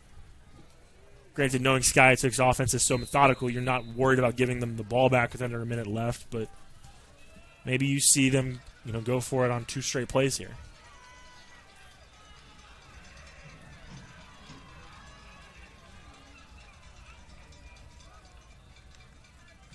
Oh, and the ball going to be fumbled there on the snap. That's Case and Titch lucky to get back the original line of scrimmage as we go under a minute to play. Brings up a long 3rd down and 20. And a timeout will be taken by the Catoosa Indians as they'll talk it over on their sideline, figure out what sort of play they have to get a 3rd and 20 with just a little bit of time left. Yeah, it's going to be an interesting play call here. Well, we will step away after this timeout and see what we got. The College of Liberal Arts at Northeastern State University is innovative, engaging, life-changing, empowering. Choose from undergraduate and graduate degrees in the arts and fine arts, languages, criminal justice, social work, and more. Be inspired at Northeastern State University. Well, welcome back to Catoosa as the Indians taking a timeout have a monumental task ahead of them. Cannon, a 3rd and 20. Make sure you stick with us for the Todd's Coffee Roastery halftime show. We'll bring you some scores from the 4A3. First week of conference play as the jockeying for playoff positioning will go, and we'll also give you a score update on the Inola Longhorns, where we'll be next week, same time on the Southern Sports Network, as Titch nearly telegraphs that one there to the Skiatook Bulldogs. There for Alex Morgan for the Bulldogs. Just can't bring it in. Brings up 4th down and a likely punting situation. Yeah, Alex Morgan, the football player, not the soccer star, and that's almost, that's almost too easy of an interception. It was delivered right to you. It was, I guess, a missed route by the wide receiver, and you just overthink it and drop it there. And I'm honestly shocked that they're going to punt this ball away rather than just going for it with 48 seconds left in the half, even with it being a 4th and 20. Footy Yang gets it away. Nobody back to return for the Bulldogs, and that one will roll harmlessly into Catoosa's end zone, and another start and an opportunity. Crazy to say this, Cannon, but for Skiatook to extend their lead before halftime with about 40 seconds to go. Yeah, and with their offensive set, I'm not sure they have a quote-unquote hurry-up style, but this would be the time to break it out, maybe get a couple quick passes, try and get to midfield, and then make something happen. You have 2 timeouts left. If you can get the ball moving, anything can happen.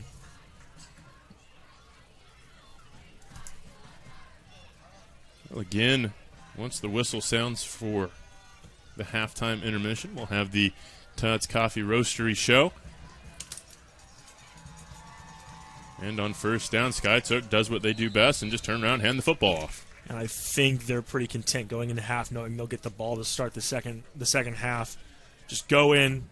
What do we do right? What can we fix? And come out and strong for the second half. 20 seconds to go. Skiatook doesn't have to run another play if they don't want to. They have the play clock in their favor and the game clock. They're going to line up for one. And they'll run one more play. And Falance will pick up the 1st down. And Falance was about a step away from looking like he was going to break into the secondary and try and make something happen. Well, that'll be the halftime whistle. As Falance, like you said, nearly took that one to the house. Our score at halftime, the Skiatook Bulldogs rallied back, scored 7 points. Catoosa 6. We will step away, bring you the Todd's Coffee Roastery halftime show after this. Today's game is brought to you in part by T-Lake Apparel Company, specializing in sport uniforms and accessories, custom orders to fit your needs and budget. From youth leagues to professional sports, call T-Lake at 580-977-6452. And by Champion Custom Jewelry, trusted company that can provide quality at a great look to fit your budget. Trust Champion Custom Jewelry. Contact them at 580-977-6452 or on Facebook at Champion Custom Jewelry. The College of Education at Northeastern State University prepares educators, mental health providers, and fitness or health professionals with undergraduate and graduate programs. Choose from degrees in elementary, secondary education, special education, health and human performance, psychology, and more. Be ready from day one at Northeastern State University. My name's Todd Harden, and I am Todd's Coffee. The reason I do this to begin with is because I really want people to experience coffee. What I'm doing and what other roasters are doing as well is, we're trying to figure out what the bean is trying to tell us. My goal and my customer really is there's probably 2 out of 10 people that could taste the difference in one of my better roasts versus an average roast. If I can make those people happy, I'm making everybody happy. And so that's kind of my philosophy when it comes to roasting. You can just go to toddscoffee.com. You can get a whole bean, or I'll grind it for you. Either way, there'll be a drop down in there that you can order it that way. So order some coffee. Well, welcome back to Catoosa. Here, our halftime score: Skiatook 7, Catoosa 6. Great game thus far, Cannon. But why don't we take a look around the 4A3? Of course, first week of conference competition. We've talked about it at length throughout the night. First score, want to report to you, the Grove Ridge Runners on the road tonight to open conference play against Oolaga. They're up 17-14 last time we had a score in the second quarter. That's a great game thus far. Grove comes into this game 3-0. Oolaga 1-2, so it's interesting to see that dynamic right now. Yeah, Oolaga had a tough, non-conference opponent or non-conference schedule. Really going to be interesting to see how they develop later on. Grove obviously start off to a good start as well. Well, another score we want to report for you in the 4A3: the 2-1 Bristow up 21-0 on Miami. It doesn't look like it's a great night for the War Dogs of Miami at home tonight, as Bristow doing everything they want to do with about 11 minutes to go in the second quarter in that one. Yeah, Miami just off to a rough start, and Bristow really just imposing their will on both sides of the ball. They've had a good night thus far, and it doesn't look like it's going to stop anytime soon. And, of course, our last game in the 4A3, it's with the team that pretty much everybody likes to talk about here as a favorite to win a state championship. They've been very competitive, winning a lot of state championships in the past. The number 5, Wagner, they're at home tonight. They're up 21-7 over the Cleveland Bulldogs with nearing halftime. Got to say that one's probably going to go in favor of Wagner, as they're going to probably improve to 3-1 and 1-0 in conference play. Yeah, Wagner is just one of those teams that not only is looking to win, conference but state. I mean, they are a solid team top to bottom, several state championships in their bag, and a good start to conference for them so far. Yeah, last year winning the state championship, that's got to be the standard there in Wagner, as they continue their quest to go back to back. It's a great story there for the Wagner Bulldogs. Winning they won in 20. They won 3 in a row in 16, 15, and 14. As they're definitely the favorite in the 4A3. And one other score to report for you.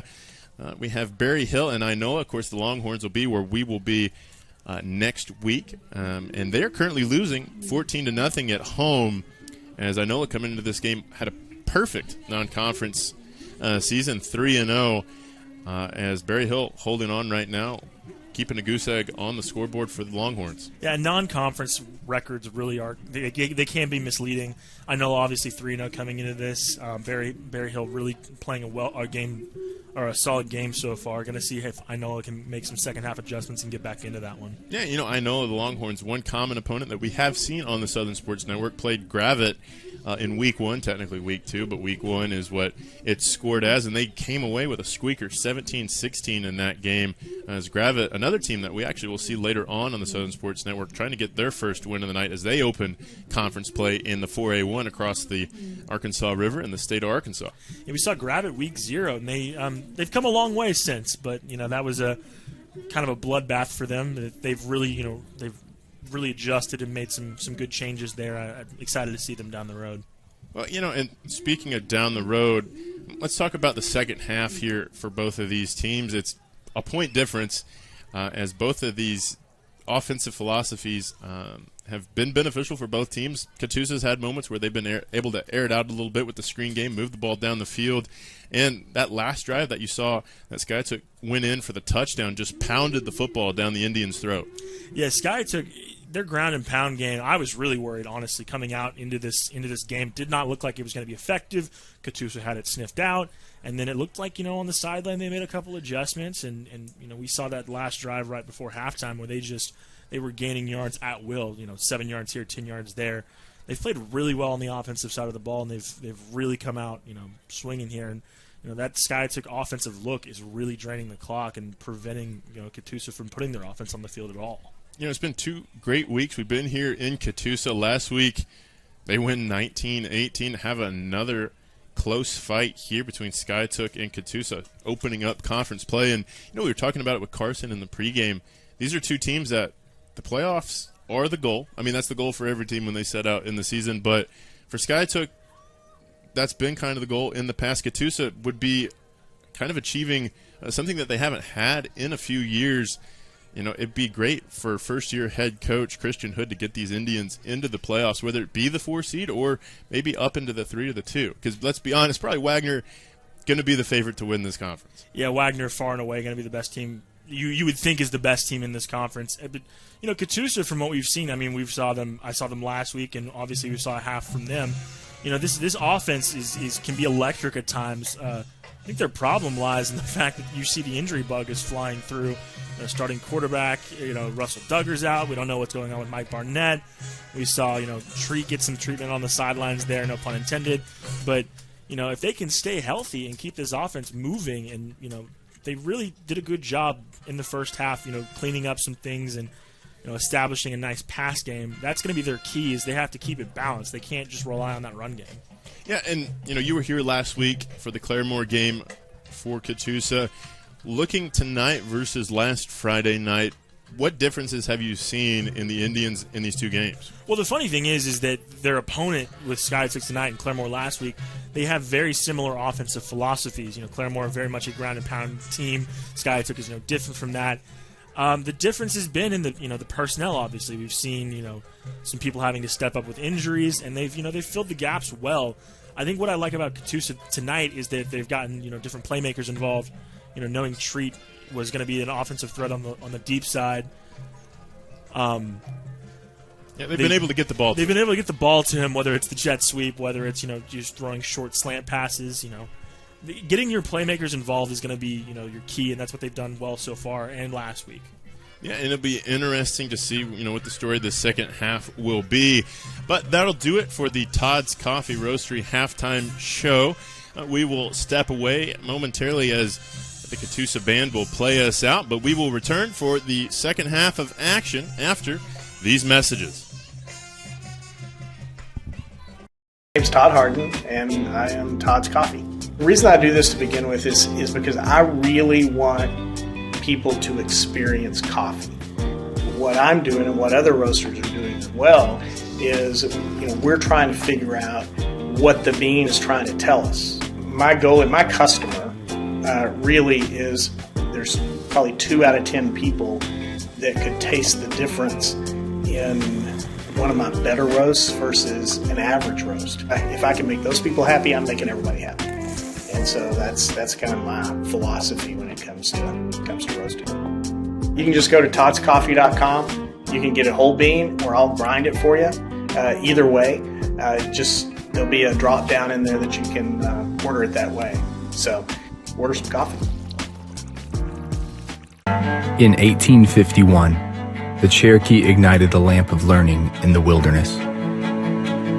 For more than a century, this has been a gathering place where minds are developed and lifelong relationships are made, where dreams find direction. The lamp burns brightly still at Northeastern State University.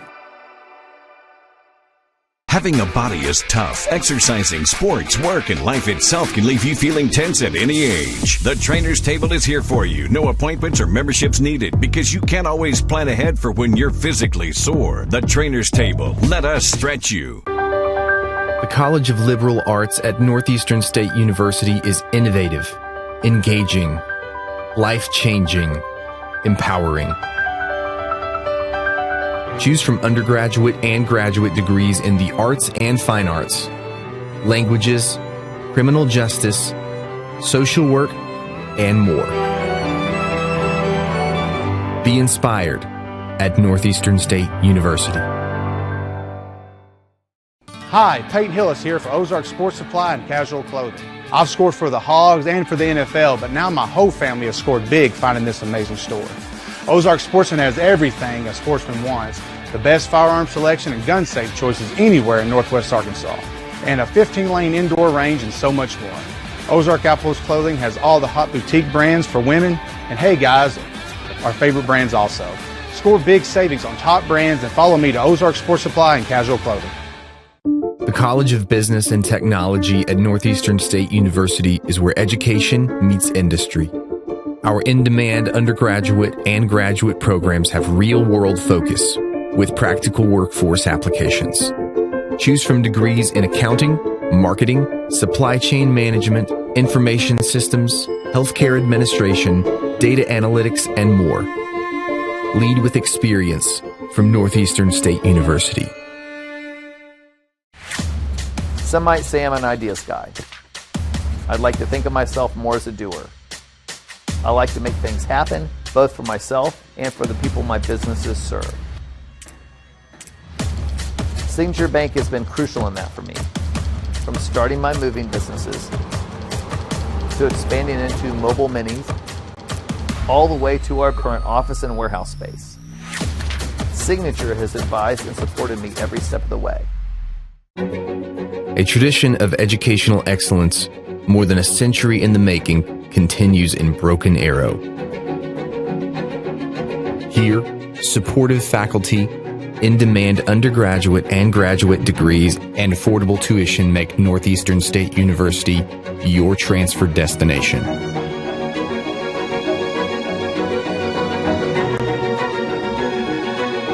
Finish what you started. Hello everyone, I'm Bob Stoops. I'd like to introduce you to Southern Sports Network as they will broadcast high school sports for Catoosa, Chickasaw, Bayan, Inola, and Green Forest. Download the SSN app and like them on Facebook, Instagram, and Twitter. And Boomer Sooner to everybody.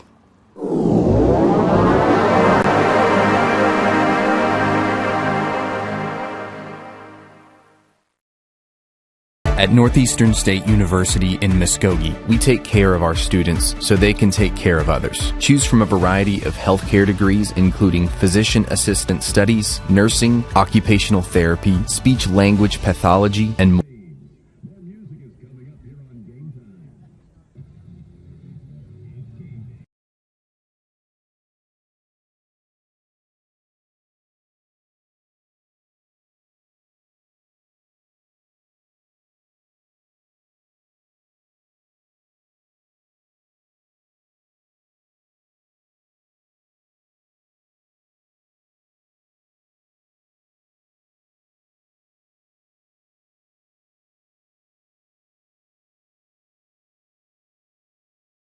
Today's game is brought to you in part by T-Lake Apparel Company, specializing in sport uniforms and accessories, custom orders to fit your needs and budget.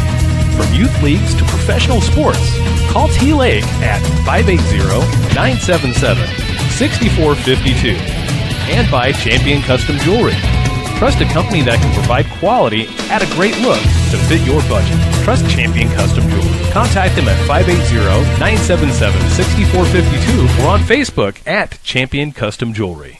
The College of Education at Northeastern State University prepares educators, mental health providers, and fitness or health professionals with undergraduate and graduate programs. Choose from degrees in elementary, secondary education, special education, health and human performance, psychology, and more. Be ready from day one at Northeastern State University. My name's Todd Harden, and I am Todd's Coffee. The reason I do this to begin with is because I really want people to experience coffee. What I'm doing and what other roasters are doing as well is, we're trying to figure out what the bean is trying to tell us. My goal and my customer really is, there's probably 2 out of 10 people that could taste the difference in one of my better roasts versus an average roast. If I can make those people happy, I'm making everybody happy. And so that's kind of my philosophy when it comes to roasting. You can just go to toddscoffee.com. You can get a whole bean, or I'll grind it for you. Either way, there'll be a drop down in there that you can order it that way. So order some coffee. Well, welcome back here to Catoosa. Great one on hand. I'm Stephen Blackston. Alongside me, Cannon Porce. Will be the third time, I believe, we've been together this season. We've seen some great games. We started out the year in Vian, traveled down to Chakota, a couple of weeks here in Inola, and then, in Catoosa. Next week we'll be in Inola. Then we'll be back on the Arkansas side of the Arkansas River for a game for the Green Forest Tigers and the Gentry Pioneers in the 4A1 over there. Then back to Inola. Then back to Green Forest. Then Inola, and then we will wrap up our coverage here on the regular season with one last game with the Catoosa Indians as they'll take on the Cleveland Tigers in the season finale. That should be a great one. But let's talk about the game, Cannon, that we have here in front of us as we near the end of halftime here. What adjustments do you see both of these teams making? I know Skiatook, maybe there's not a lot to do since they're just so committed to the run, but what can be done? Well, if you're Skiatook, you really don't want to change a whole lot. Their offensive look improved as we went on. They looked like they made real-time adjustments and got that run offense really established. I think you just come out and do more of that. Clean it up a little bit. They've had 2 turnovers, their first 2 turnovers of the season. Just make sure you hold ball security and make sure that run just keeps developing more and more. On the Catoosa side, you got to make sure you get the ball back. Skiatook is going to squeeze this clock until there's no time left if they get the chance. So just make sure you get the ball back at some point. They're doing nothing but rolling the ball, really. You can almost stack the box, but just make sure you don't get beat over the top either. The very few throws we saw the Bulldogs complete, they were for big gains, for first downs, and those can be momentum killers. So if you're Catoosa, make sure you get the ball for a few possessions, because Skiatook is going to drain this clock down to a case where you might get 1 or 2 possessions if you're not careful. Yeah, I hate to use a soccer term for a football game, but we could really see the Bulldogs kind of just park the bus here. Yeah. They definitely have the offensive style to just run the clock the rest of the second half, go down, score a touchdown or 2, and just put this one out of reach just purely because they've shortened the game so much. Yeah, I like that term, parking the bus, because I think it applies well here. If there was an American football equivalent to that, it would be this. They're just running their offensive game where they get 3, 4, 5 yards of run. You see quite often the play clock gets down under 10. And realistically, it's a smart way to go if you're going to have fewer possessions. You have to, if you can squeeze time out of this game and make it a 1 or 2 possession game, you've got a better chance at executing well. You've got a better chance at scoring, and you've got a better chance at winning if you're the Bulldogs. It's been a very impressive showing so far from that standpoint, and it keeps the clock moving. Yeah, definitely, and we'll see how good the Indians' conditioning is, as a ground and pound game like this will quickly get into the legs for the home team here, the Catoosa Indians, in this one. It really, to me, is also going to be interesting to see, because Skiatook gets the ball to start the second half. So, if you get a 3-and-out, if you're Catoosa, you get a 3-and-out really quick, whatever. If they go on, like we saw in the first half, a 5, 6, 7-minute drive and score a touchdown, that is not only, that's a momentum killer, but it's also just mentally draining.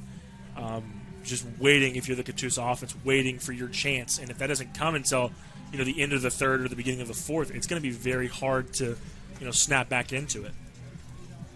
Well, Score want to update you on here, just because both of these teams will be playing both of these teams next week. Last time we checked in with the Grove and Oolaga score, it was 17-14. Just had an update here for everyone watching at home. as this one is now 31-28 in favor of the Grove Ridge Runners over Ooliga. And this is important because both of these teams, Catoosa plays at Grove next week, and Skiatook will go and visit the Ooliga Mustangs next week, as well as these teams are just all kind of mingling amongst each other, trying to jockey for that playoff positioning. Yeah, really trying to get the edge in any way they can, and that seems like that's the offensive place to be right now. Meanwhile, we've had 2 touchdowns and only 1 PAT here, but going to be important to see how that one finishes out. As like you said, both these teams go to those 2 next week. Yeah, we'll see. That'll be a next week issue. This one in front of us. Still lots of football left to go here at halftime. We'll see what sort of adjustments Catoosa head coach Christian Hood made and what head coach Vance Miller for the Skiatook Bulldogs have made as the chess match continues out here on the field. It'll be an interesting one to see as we go throughout the evening here. And I think if you're Coach Hood here for Catoosa, you get together with your defensive unit, you get together with Coach Frazier, your defensive coordinator, and you say, okay, we know they're going to run the ball 95% of the time. We can afford to be a little more aggressive and make them beat us in the pass game. If they sell out to the to the run and try and stop that, maybe even get a few tackles for loss there, you can live with a pass every once in a while beating you and your secondary having to make a play. But I think if you ramp up the defensive aggressiveness as the Indians, you're going to see fewer 10-minute drives from the Skiatook offense. Another score to update you on. Bristow and Miami have gone to the halftime locker rooms, and it's now 28-0 in favor of Bristow as they kind of continue to pour it on. The Pirates 2-1, having a good opening stanza to conference play tonight, as next week they will travel to, the heir apparent to the throne, defending state champion in Wagner. That'll be a great game for Bristow if they'll be able to hold on in that one. That's, you see blowouts in non-conference, but if you can open up conference with not only a 4-touchdown win, but a shutout if that holds, that is just it's great momentum going into play against a team like Wagner, where you're going to have everything on your side to compete and win that one. Well, it looks like both teams are done stretching and warming up, and we'll get ready for the second half of action. Skiatook will receive this opening kickoff as they'll try to implement their offensive philosophy once again. They've had a lot of success in that second quarter. We're going to know pretty quickly within the first minute or two what kind of second half we're going to be in for here. If Catoosa can get Skiatook off the field quickly, it could be a very competitive second half. If Skiatook can drain this clock, obviously it's going to be in favor of them. So really important for both the Skiatook offense and the Catoosa defense to come out here strong. Well, it looks like Footy Yang's got the ball teed up at his own 40. Bulldogs are back to return. We'll get back into this game. Second half underway. As Footy will kick that one to about the Skiatook 10-yard line. Returned by Gavin Anderson, who he'll fight hard to get to his own 25, and that'll be where the Bulldogs start this next offensive possession. We saw them come out a little shaky on our first drive last half. Now that they've settled into the game, I would expect to see more of the ground and pound, the occasional pass mixed in there, and just they don't have to do anything outside of themselves. They don't have to just throw it every play. They can do all their run plays and really just settle into the second half nicely. Well, again, you see Skiatook all night in this formation, and they'll go to the ground again on first down as Bulldogs will pick up about 2 on the first down rush. And we're off and running, or almost at a crawl. This is the pace they like to play. Huddle up, wait until the play clock gets under 10 seconds, and then just try and beat you at the line of scrimmage. This is an offense that's hard to prepare for because it's mentally draining if you're the defense to try and just wait. And this time going to go the other way with it.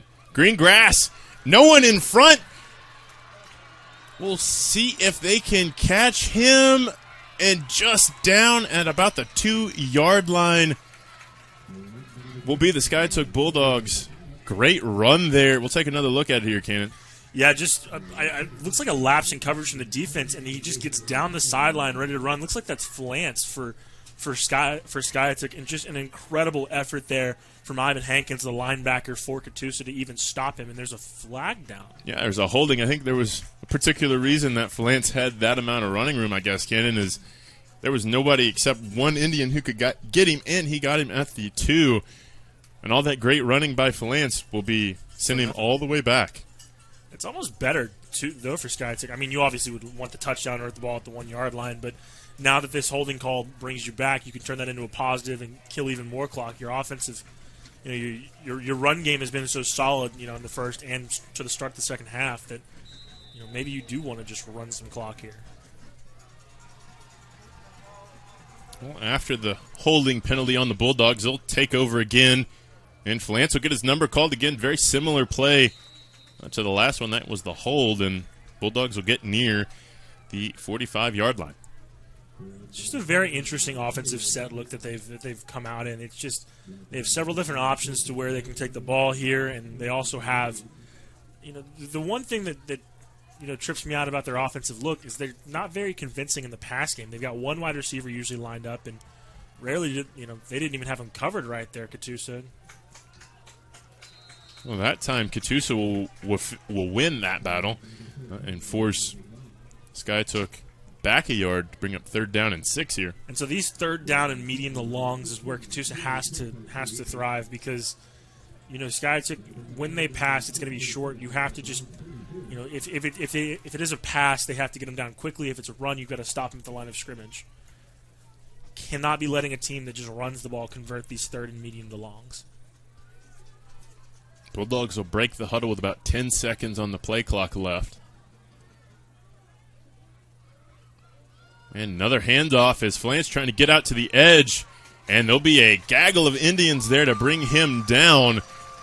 And Catoosa will hold strong on this first offensive possession for the Skiatook Bulldogs in the second half. It's a very good stand by this Catoosa defense, especially after that big run that was called back.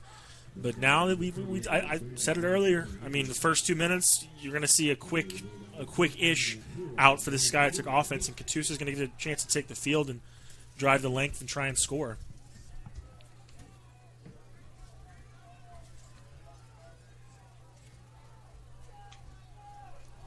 Fourth and 4 from about their own 45-yard line.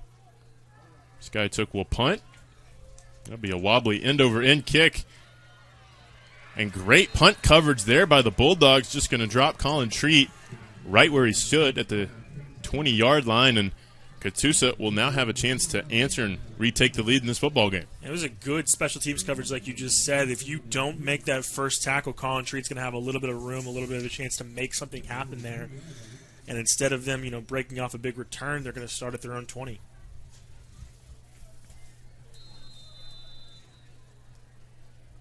Well, Catoosa will start with 9 minutes or so to go in the third quarter. That drive from Skiatook didn't get very far, but took 3 minutes off the game clock. That's just what this rushing offense, this rushing attack for the Skiatook Bulldogs can do to time of possession. And it's exactly what they want to do. Well, Catoosa will go to the ground on first down as well, and will pick up 3. Get near their own 25-yard line. And we saw it in the first half, Case and Titch is capable of throwing the ball. I think they need to incorporate more of a passing offense in the second half. Their run offense was good, but they need a complement to it.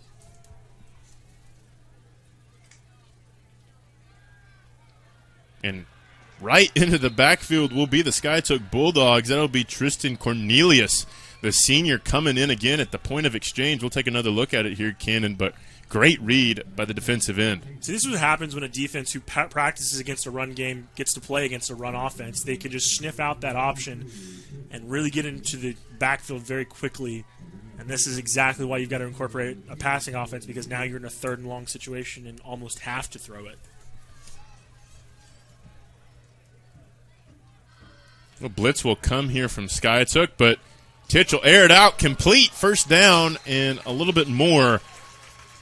That's going to be number 11, Aiden Taft, the senior. And it looks like it was tipped, even. So take a look here. Good protection to pick up the blitz here. And it just got over the hands of the defender, and a great catch by Aiden Taft to get a first down there. That's a solid throw also from Titch.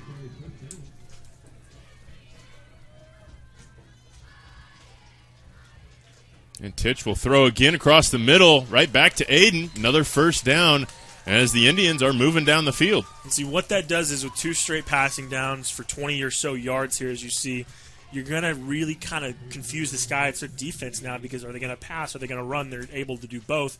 Just pulls that ball back, makes a good throw over the middle. And I like how this Catoosa offense is settled into the second half. Just 2 really good passes there. Yeah, Catoosa really going to basically an RPO right now, as this time they will hand off. And will pick up about a yard on first down and 10, but will fall forward into Skiatook territory once more. That RPO is dangerous because once you get that defense, just really sort of guessing run, they're going to have 3-4 receivers open for big gains. So, really just playing to a nice game plan here for the Indians. And they're going to get their chances at shots, but right now all they're doing is picking up smaller yardages, and that's enough. Another rush here. As strong run there by Legend Lore, the sophomore. As he'll fall forward for some more yards and make this a very manageable third down for the Indians. We haven't seen Barnett in the second half, so Legend Lore going to be the featured back, it looks like. He had that fumble, obviously, near the end zone in the first half, but he's a great runner, and he's going to be much needed for this Catoosa offense.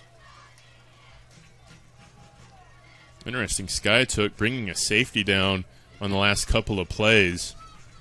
See if Titch can identify that pressure. But instead, Lord just going to get the ball, and he'll fight forward. Great run there on third down to keep the sticks moving. And it looked like Colin Treat was uncovered for the moment, but yeah, just a good solid run here from Legend Lore. Fighting at the line of scrimmage, getting those extra few yards and a first down. You don't want this drive to end in anything besides points here, and Legend did a good job to pick up that first down. What a great football name, Legend Lore. Legend Lore, and he's got a brother named Lucky Lore. Well, 1st and 10 here. As the Indians march along, Legend going to get the ball again, and he'll pick up another 6 yards. As Catoosa, we've seen this. We saw this in the second quarter. Get the offense going. They take chunks out of Skiatook, but they just haven't been able, other than the one time early on in the game, get that football into the end zone. Yeah, they're taking chunks at will. Really, their offensive passing game has come out here in the second half and been stellar. And I think this is a position where you see them maybe take a shot. You've got 2nd and about 5. You've got this, the Skiatook defense guessing run here. You could see maybe a pass here, but I could be very wrong. Well, Titch going to look to throw across the middle of the field. That one intercepted. That's the dangerous part when you throw it across the middle of the field there. You run the risk as coming out of there, Ethan Porter, I believe, will get the interception. We'll take another look at it here. Yeah, you're going to see, bringing in motion, a little bit of eye candy, and it's a good idea. And it's a good throw, but it's just behind Colin Treat. And if you're throwing across the middle of the field, you can't be behind your intended target, or it will be going the other way. Yeah, it is going the other way. It was a good interception. It was another one of those things where he's just got to sit there for a second and think about it, so he didn't overthink it. And now this Skiatook offense can go to work and try and kill a lot of this clock. Well, Falance will get it. He's got the edge and then some. Running by Catoosa Indians down the sideline. He'll pick up a first down and a whole lot more there on 1st down and 10. And see, the thing about this is they're not doing anything special. This is the same look we've seen from them time and time again. They're just going to hand it off to Falance, and he's going to make a couple men miss on top of the blocking he gets. And that's how they get these big chunk plays. They're running the same different, run looks here, and just some effect. Well, Falance will get his number called again. That one not as successful as Catoosa able to penetrate into the backfield there on 1st down and 10. Now, if you're Skiatook, you want to look at really just killing the rest of this clock. Only about 4 minutes and 19 seconds left in the first half. It's a good chance for them to just kill off the entire third quarter. This team is a slow, methodical offense. They'll break the huddle with 15 seconds left as we go under the 4-minute mark in the quarter. And met in the backfield there. Stood up, make it 3rd down and 10 as Skiatook's already taken a minute off the game clock. And this is the position your defense needs to put this Skiatook offense in. You're in a 3rd and long, and you can just see here good penetration and good effort from this defensive front of Catoosa to make it a 3rd down and 10. And this is a position where you would think they're just going to throw the ball and try and get a 1st down because, well, if Catoosa keeps guessing this run game or sniffing this run game out as well as they have, this run would not go very well.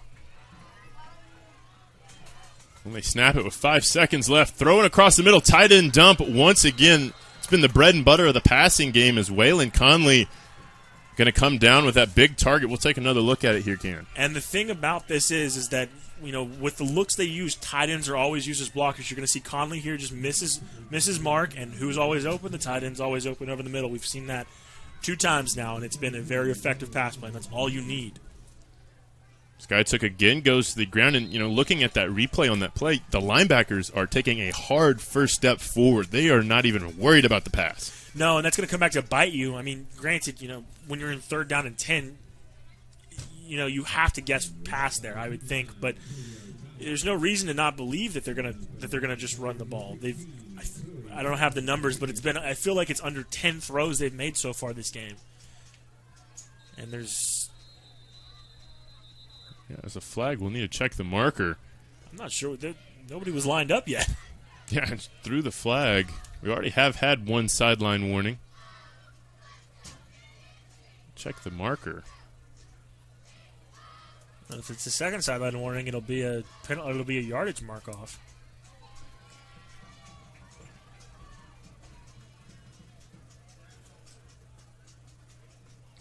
Well, it'll be on Catoosa.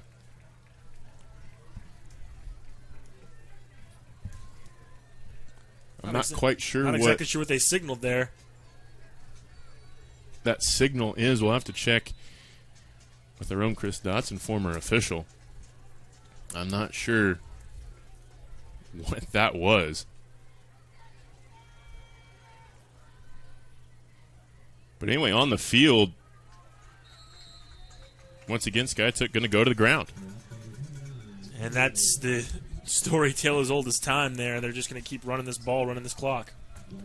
Well, from our own rules analyst, that was a substitution infraction on Catoosa. From Chris Dodson coming in, telling us that.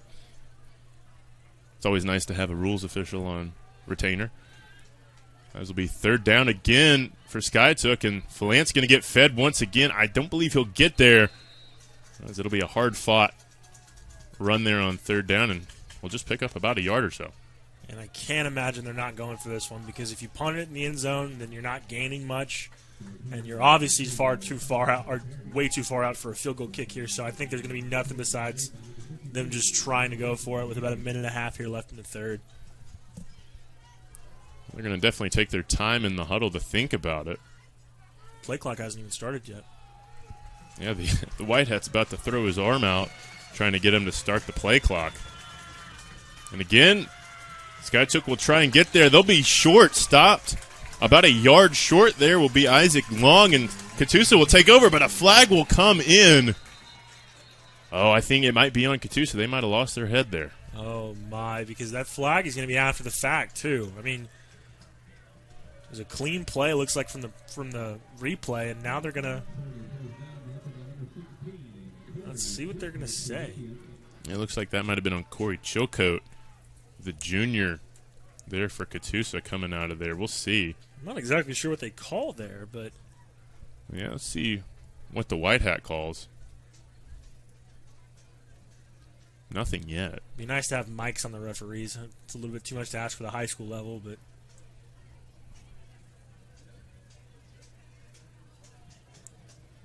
Nothing yet. He's going to walk over and talk to the coaching staff for Skiatook.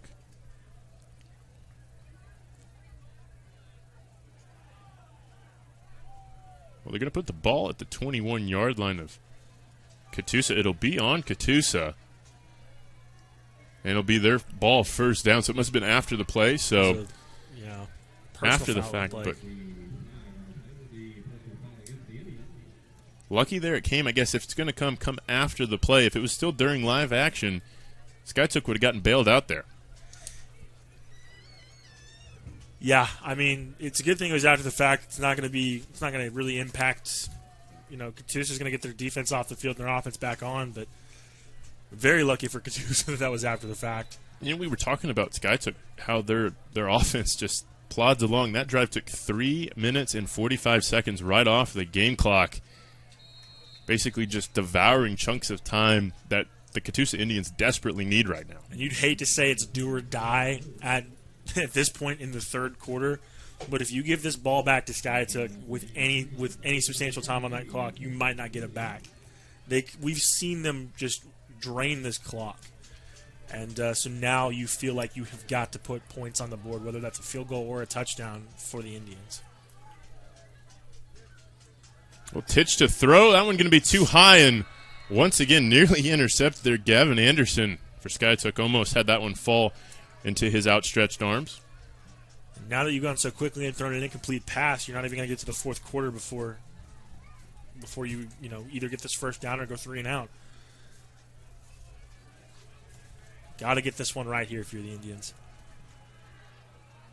And they did. Again, they did. That's the second time we've seen Sayre Strickland jump off sides, playing aggressive there, and it'll still be third down, but now it'll just be a 3rd down and 2, much more manageable here for the Indians as the playbook is a little more wide open. Yeah, you can really do a lot of different things. 3rd down and 2 brings the run game into it, so it's another area that Skiatook has to worry about. Or you could even try and draw them off sides again. It worked once. Could work again. The officials are talking it over. Haven't moved the ball yet. And there they go. Yeah, that one, I'm not sure exactly why that conference took so long. Yeah. That was the most obvious penalty we've seen all night. Actually, it'll be a first down? A first down. I think it might have been unnecessary roughness maybe after that. Okay, if they call that makes more sense. I didn't see that call, but yeah, that would be the yardage mark-off. And that's not going to make head coach Vance Miller, I believe, there on the sideline, not happy. He's out to the numbers. You got to be careful. You can't keep giving away free yardage if you're Skiatook. Yeah, we've already seen one sideline warning in this game. Don't want to see another one. As Skiatook gift wraps one there to the competition. So that, yeah, I agree with you. You'd have to have the 5 yards would have made it a 3rd and 2, and then I think they marked 15 off after that. So just a complete lapse there from the Bulldogs. Yeah, costly penalty there by Sayre Strickland. That'll keep this offense on the field with a fresh set of downs. 39 seconds left in the third quarter. As Catoosa will hand off to Legend. I'm sure that'll be a hold as 2 officials throw a flag. We'll need to check the marker. But a rash of penalties coming in here at the end this quarter. Talked about how well the game was moving. It was, without hindrance, and now we've got, flag after flag. It was a holding call, like you said. But seems like every play we've had the last 5 or 6 has had a penalty marker thrown. And that'll back up Catoosa, basically hand back that unnecessary roughness that Skiatook gave them and make this a first down and 20. Really just trading penalty yardage here right now. And not doing much to help the average this year.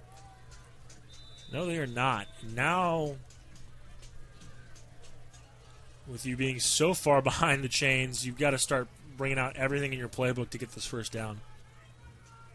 And they'll just hand off to Legend Lore, and he'll be met in the backfield there by Tristan Cornelius, who's had his name called a lot, making plays from his defensive end position. And you would think they'd just take it to the fourth quarter here and regroup because you're going to be facing second and about 20. You've got to get this down. You've got to get these next 2 plays right because if you can't get that first down, Skiatook's going to take this game all the way to the end.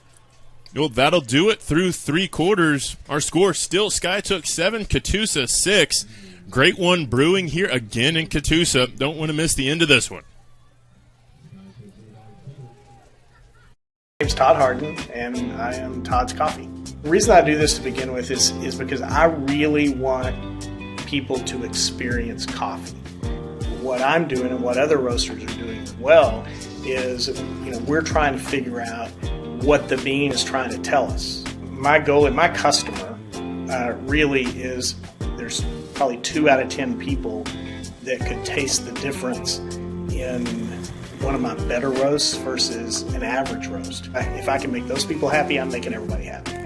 And so that's kind of my philosophy when it comes to roasting. You can just go to toddscoffee.com. You can get a whole bean, or I'll grind it for you. Either way, there'll be a drop down in there that you can order it that way. So order some coffee.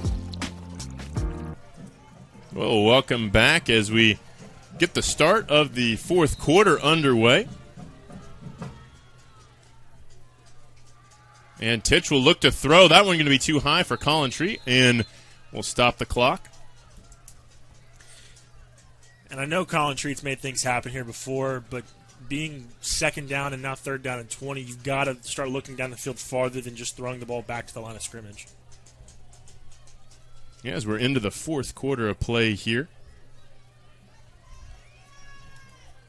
Third down and 21 for the Catoosa Indians after that costly holding penalty, as Titch will look to throw again. And that one just out in front of his intended target there, Aiden Taft. And now you've got to start to wonder after this punt, how much time are you going to have on the clock when you get it back if you're Catoosa? Or are you going to get it back? I mean, that drive for Catoosa barely took 2 minutes. Yeah, now you've got to start thinking about your play calls for the next one if you get it back. It's got a nice kick away by Footy Yang. And be good field position here to start the drive for the Skiatook Bulldogs, who last time out took 3 minutes and 44 seconds off the clock. They're going to look to try and take more off.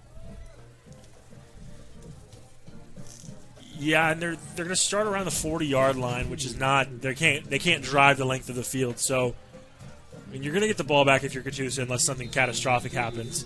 You just need your defense to come out here and play solid, and if you can, hold them out of the end zone. Because, I mean, here's the thing too: if it gets too late, you can almost let Skiatook score if you have to. It's still going to be a one-possession game. You just need to ensure you get the ball back at some point. Well, again, Falance will get the ball on first down, and he'll be near the first down marker, near midfield, as we're starting to see here in the second half, Skiatook just getting what they want on the ground. Yeah, they haven't had much of an issue opening up holes. I guess that's, their offensive line is conditioned for this type of play. Catoosa has been worn out over the span of the game, and they're just really imposing their will here in the second half, getting whatever they want on the ground.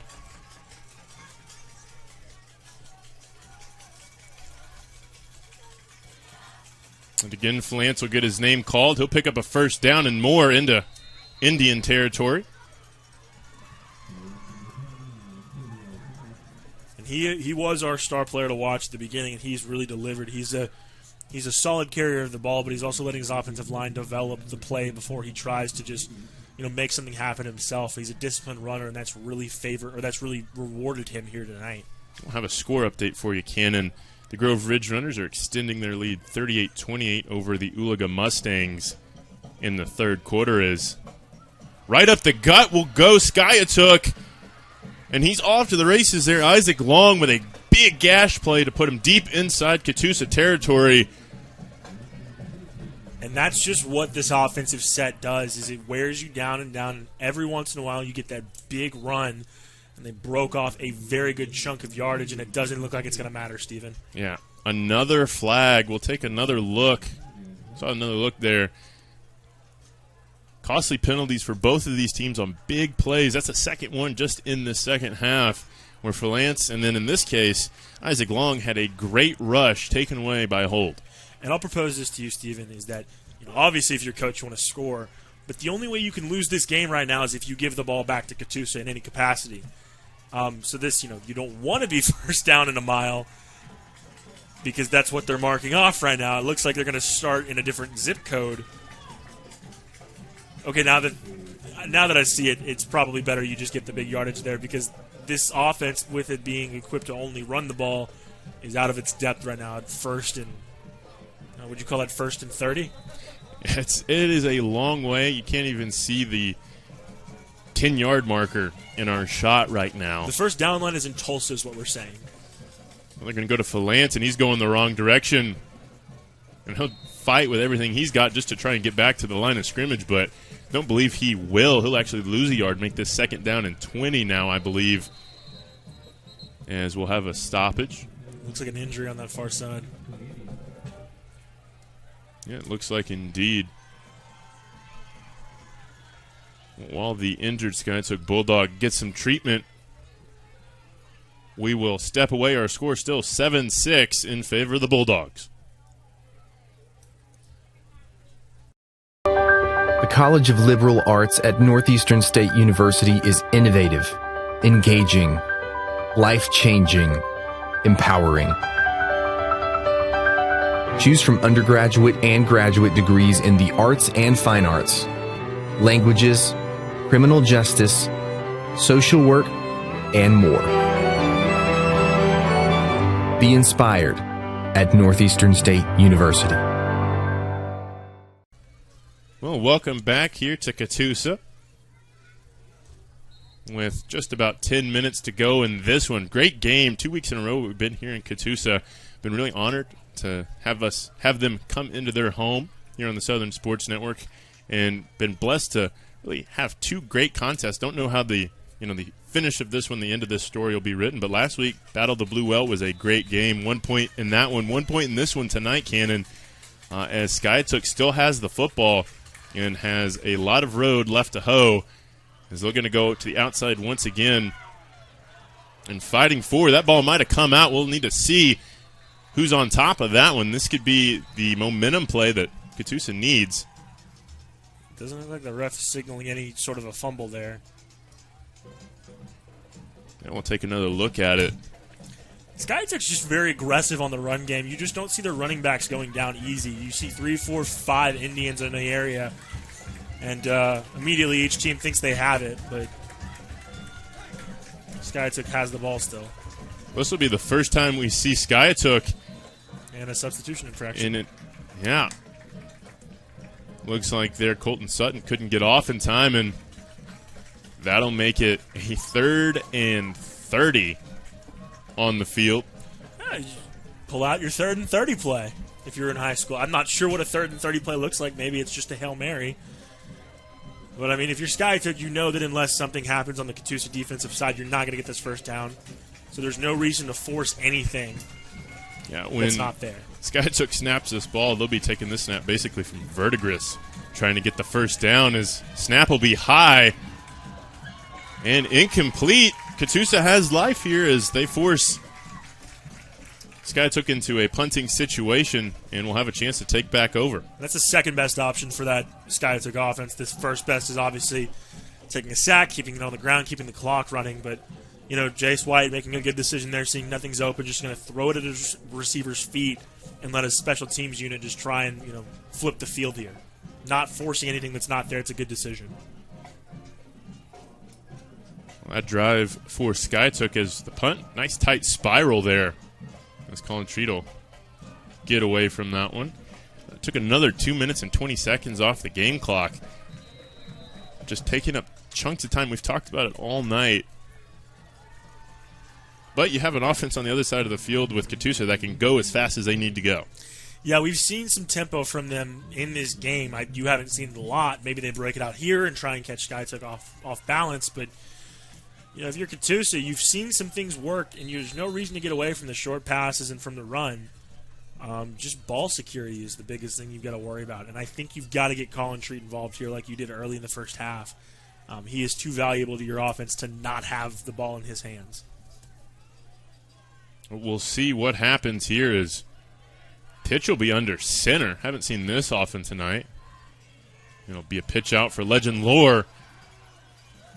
Be a good run on first down. He'll get near the 25.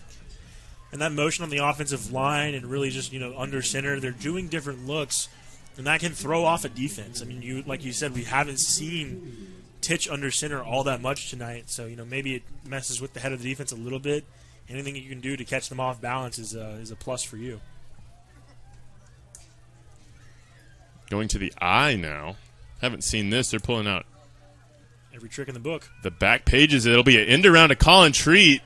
That one can be snuffed out very quickly by Skiatook.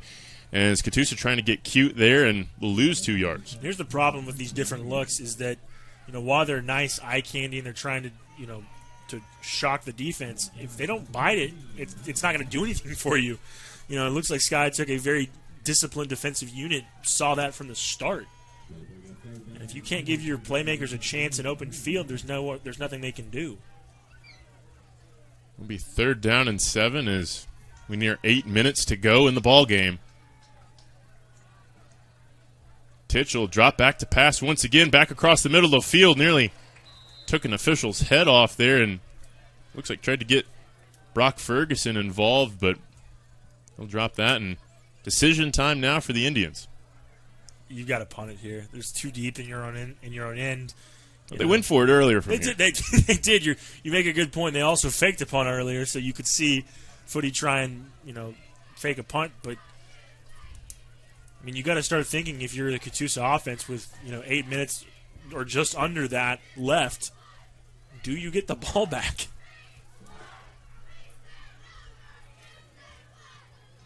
Not a great punt by Footy Yang, but it'll have a great roll. I wonder if that was by design, trying to catch one of the return players, hit him in the back, try and get a muff punt, change of possession. I could just be making things up here, but.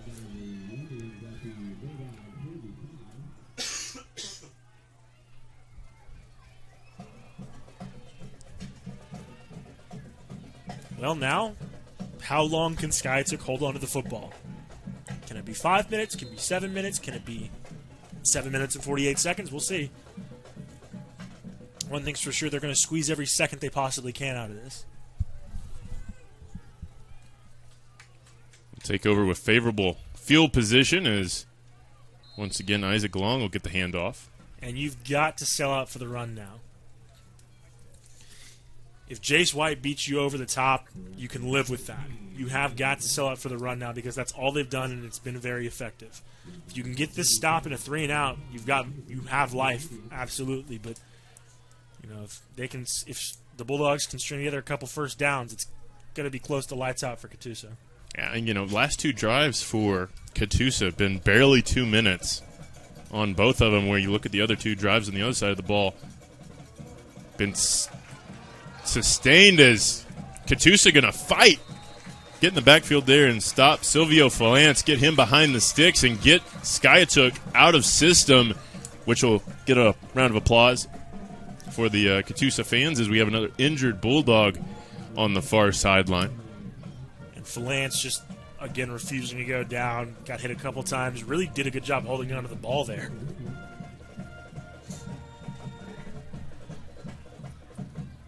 As we're getting closer to the end of this one, 7 minutes to go.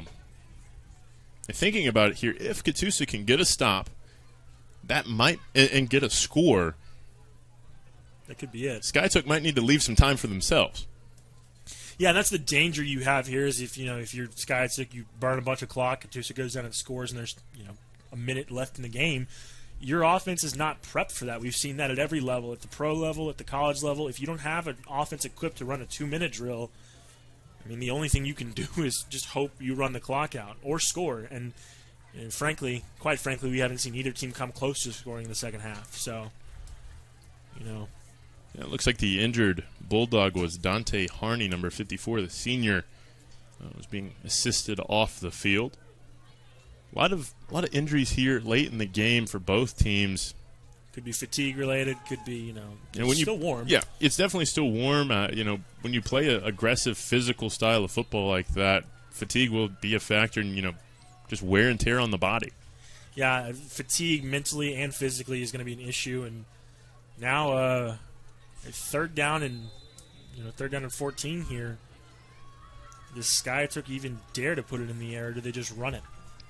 You know, we've seen the tight end dump work beautifully a couple of times here for the Bulldogs as Jace White's been able to find his trusty target, number 85, Waylon Conley. And the Bulldogs are going to take a timeout. They're going to think about it here. A big play, their first of the second half. We'll take a timeout with them when we return. 3rd down and 14, a critical juncture in this ballgame. Tradition of educational excellence, more than a century in the making, continues in Broken Arrow. Here, supportive faculty, in-demand degrees, and affordable tuition make Northeastern State University your transfer destination.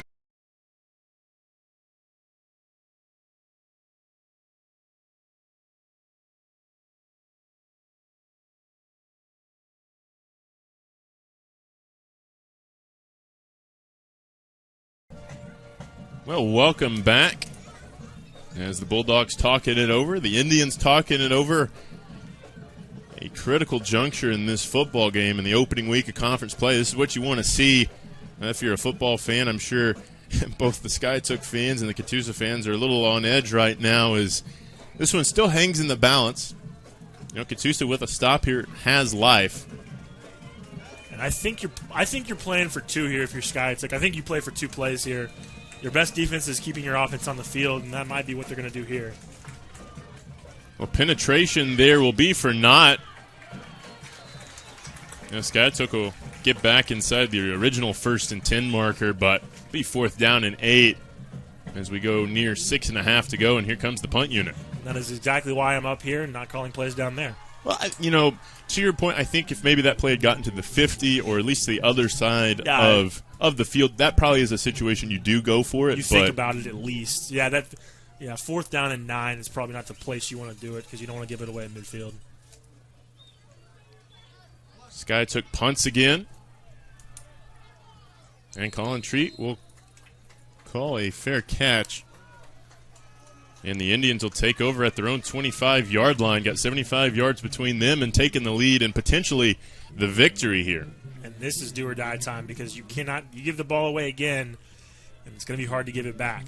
Or it's going to be hard to get it back, excuse me. You could be looking at, all 4 downs here. You could be looking at anything. Your playbook's wide open. You've got to get the ball in your hands of your star receiver, Colin Treat. You've got to get your run game, right, like you've seen the last couple of drives. Most importantly, just do not turn the ball over.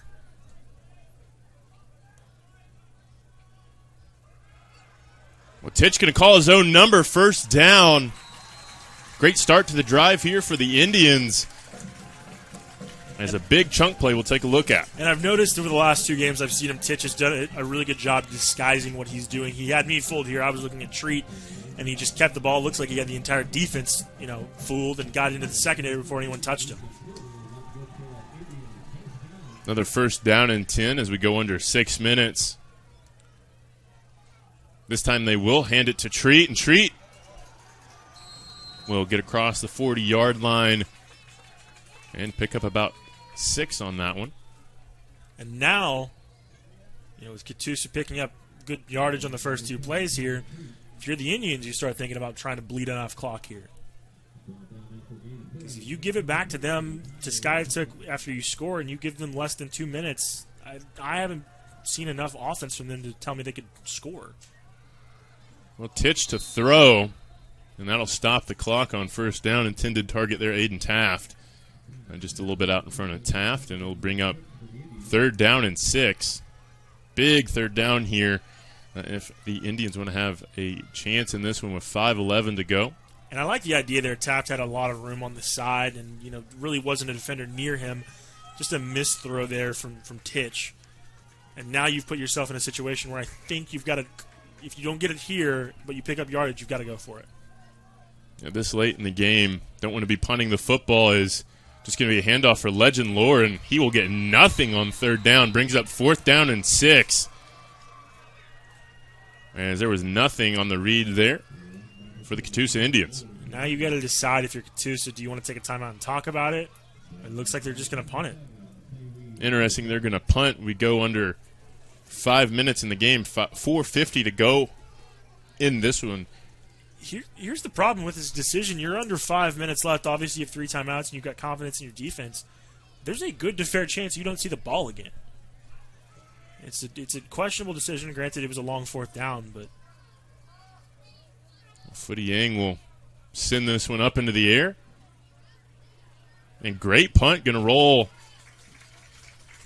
down near the Skiatook 10-yard line. And Catoosa going to have to play some excellent defense over the next 4 minutes and 19 seconds to try and have a chance in this one. I guess the comfort in playing defense now is knowing that Skiatook is not going to put the ball in the air unless they absolutely have to. You can stack the box, you can stop the run, and try and get the ball back here. You've got 3 timeouts left. But if you give up 2 first downs, that's lights out. So you've got to play solid, fundamental defense here and not give up 1 or 2 first downs. Late sub for the Catoosa Indians is White. That looks like a broken play. Going to get dropped for a loss back to the 9-yard line. Going the right way so far for the Catoosa Indians. The right way and also the wrong way is that clock. They can't do anything about that clock unless they want to use their timeouts right now. But as we're going to be under 4 minutes in the next snap, and with it being 2nd and 11 now, you've got to really make a good play here and force them into a 3rd and long situation.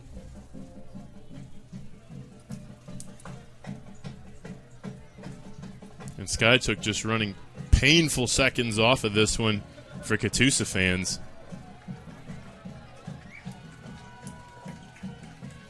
And they'll go again to Falance coming around the edge. Great defensive stop there on 2nd down as it's now 3:30 to go in the ball game. They've really sold out trying to get that run game good as looks like Falance is down and slow to get up there. Yeah, that's a key injury for the Skiatook offense. While they tend to him, we will step away momentarily. Skiatook 7, Catoosa 6. Big 3rd down when we return. Northeastern State University in Muskogee, we take care of our students so they can take care of others. Choose from a variety of healthcare degrees, including physician assistant studies, nursing, occupational therapy, speech language pathology, and more.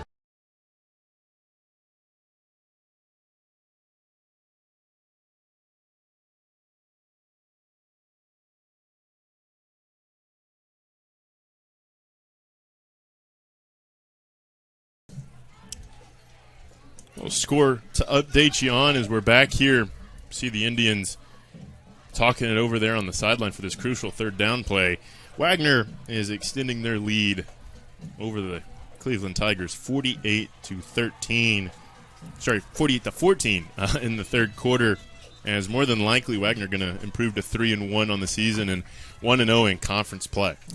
Yeah, that is the team to beat for everyone here tonight. Wagner is just a very solid club top to bottom, and they've got that state championship pedigree and that winning culture they've built around there.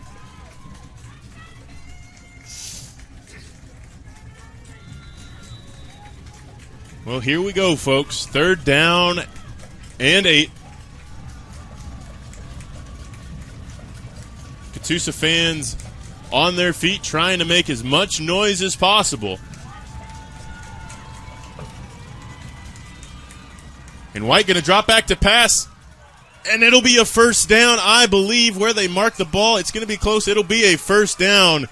First time we've seen a designed pass like that as Chase Tyndall comes out of there, I believe, with a completion on that slant. Haven't seen that at all tonight. No, and it's a very gutsy call here for Skiatook. Just a good throw and doing just enough to get that 1st down, and now you got to start thinking about timeouts if you're Catoosa. Because as it sits, unless you do call timeouts, you're not getting the ball back. And the clock now under 3 minutes, 2:45 or so left in the ball game. And again, Skiatook content to slow it down like this as they'll hand off on 1st down because they got an extra point in this game earlier. Catoosa on their score went for 2. Left Footy Yang on the bench, the hero from the Battle of the Blue Whale last week. And didn't get that 2-point conversion. Yeah, in hindsight, it's 20/20 on that, Steven, but I'm not exactly sure why you're going for 2 that early. Maybe you know that's a make-or-break point in the game because it's going to be such a battle of possession. But now that you're looking back on it, you kick that PAT and you're looking down the barrel of overtime and not a loss here if you can't get the ball back. Yeah, because, we've looked at Skiatook all night. This isn't an offense that can move quickly. No. They can take big chunks, but they don't move fast. As we go under 2 minutes here, it's interesting to see timeout. Skiatook costly here as Catoosa might be able to get bailed out on this timeout. But, talking about it as we have a minute 51 to go in the ball game, that extra point could be, the deciding factor in this one. You hate to see the extra point be decided, or the deciding factor, especially because they've got something as close to automatic as they do in a kicker with Footy Yang. Now you've just got to focus on selling out for the run. They're going to make one pass maybe, but if you don't get the stop here, barring anything crazy happening, that's the ball game. And I think Sky took that timeout in part because the play clock was at 0, but also because they want to get this absolutely right. They've done a good job for the most part in the second half, keeping the ball secure, not putting it on the ground, and that's what they got to do here. Minute 51 in the football game. It's an eternity, and at the same time, it's just not enough time on either side. If you're a Skiatook fan, I'm sure that can't go off the scoreboard fast enough. Catoosa wants every grain of sand to remain in the hourglass. Yeah, and if you're a football fan, if you're a coach, if you're a player, you've been on either side of this, if you've been in the game long enough, you know that Catoosa has an offensive playbook ready for that 2-minute drill if they can get the ball back. Yeah, and we've seen them go fast tonight. The defense is going to have to make some plays here. And that is a big way to start as Zach Ferguson shooting through and denying Skiatook anything on that rush. Yeah, that's just a good read, just realizing he's got a chance to break through and get the runner. And now that we're in a timeout here, look at this. He just breaks through, knocks him back to almost the original line of scrimmage, and you're going to see a 3rd down and about 10 for the ball game. Yeah, basically for the ball game, Catoosa still has 2 timeouts left with a minute 42 to go. And if they can keep one of those, they're going to keep one of those timeouts in their pocket. If they can get this stop, that'll be crucial in trying to drive down the field and get something and get something on the scoreboard. Definitely has to be crucial, as you see. I believe that's Christian Hood, the head coach of the Indians, talking with the officials. Might be lobbying to try and get some time put back on the game clock in this one. Coach is always going to fight for their team until the clock hits zeros in the 4th, and maybe he thought that a few extra seconds slipped off there.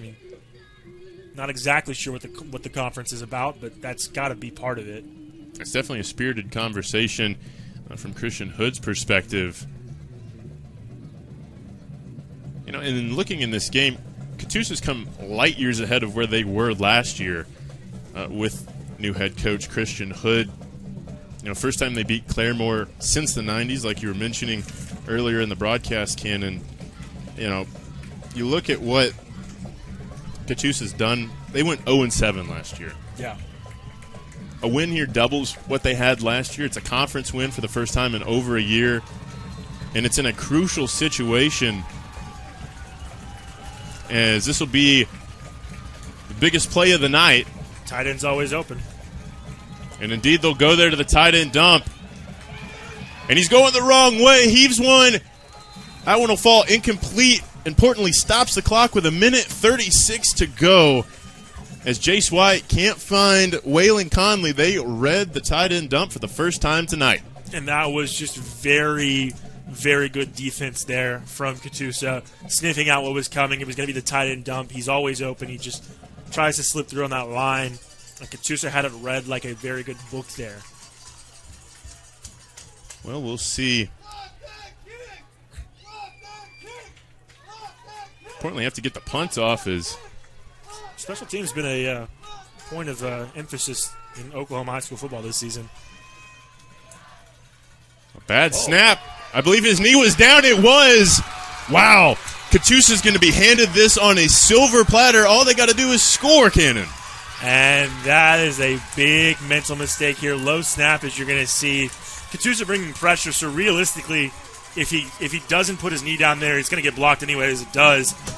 But that is just a lapse in judgment right there by the punter. And now Catoosa,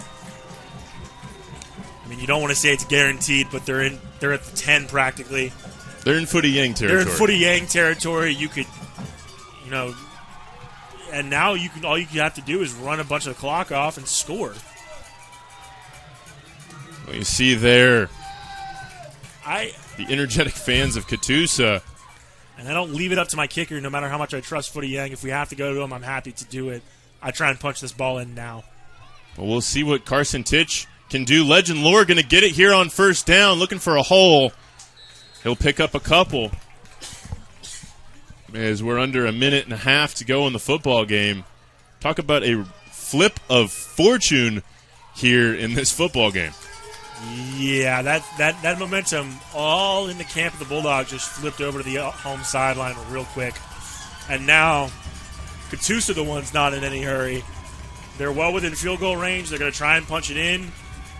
We go under a minute here, Cannon.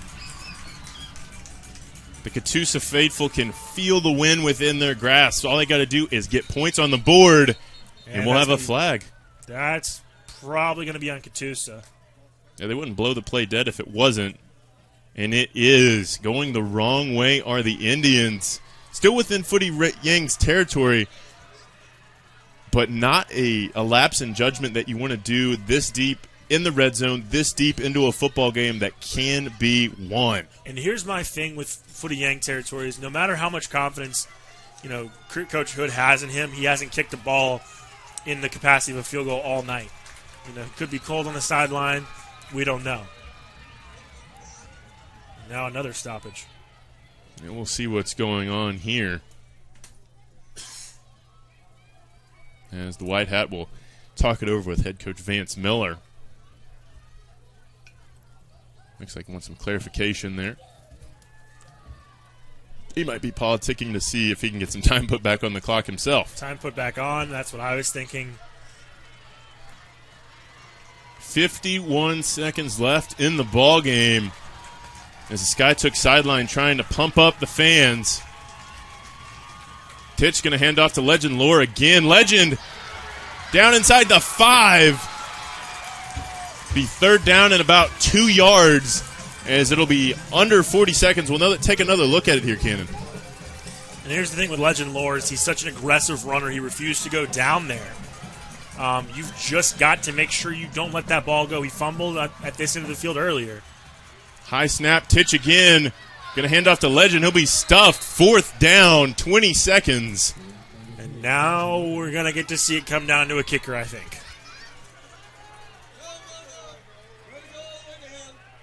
But we'll see what the Indians do.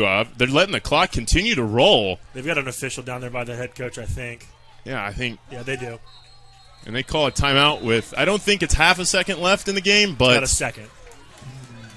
They're going to put 1 second on the clock. This is all on Footy Yang. Had a clutch field goal last week. Can you believe it? 2 weeks in a row potentially for Footy Yang. What a moment for the young guy. Footy Yang, maybe the best kicker I've ever seen at the high school level. They didn't go to him earlier for the point after. They're going to get a chance to go to him here for the win. And how about that flip of faith there? Skiatook had all the momentum, couldn't get the punt off. And now it's going to come down to see if Footy Yang can kick this field goal. Skiatook has one timeout left. It might ice. They could ice. But this is, I don't want to announcers jinx this. This is a PAT almost. We'll see. This one for the football game. Kick is up. Kick is good. Catoosa wins it on a walk-off. 9-7. As the Indians go crazy on the field. They have won their second game after going winless last year. Footy Yang, the hero, 2 weeks in a row here for the Catoosa Indians. This team will not die. We've seen them 2 weeks come back from down. As you see, the excited fans, they storm onto the field. Home crowd going wild there. Footy Yang, cool as the other side of the pillow. And now 2 straight weeks winning a game off the foot of their kicker.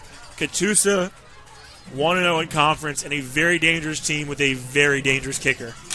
Yeah, this team, Christian Hood, head coach coming in, has given this team new life, and they believe in themselves, Cannon. They have absolute belief. They didn't lead.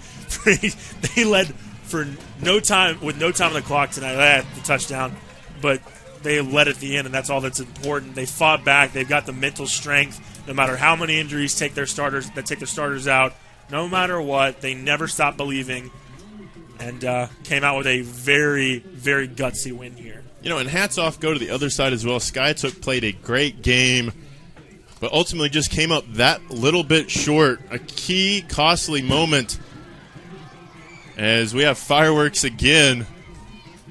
Here, as you can see off in the distance, the Hard Rock Casino, the fireworks. The Indians are excited. I mean, this is what it's all about, Cannon. You have to tune into the Southern Sports Network each week to see great games like this. I mean, hats off to Catoosa for bringing us out here the last 2 weeks.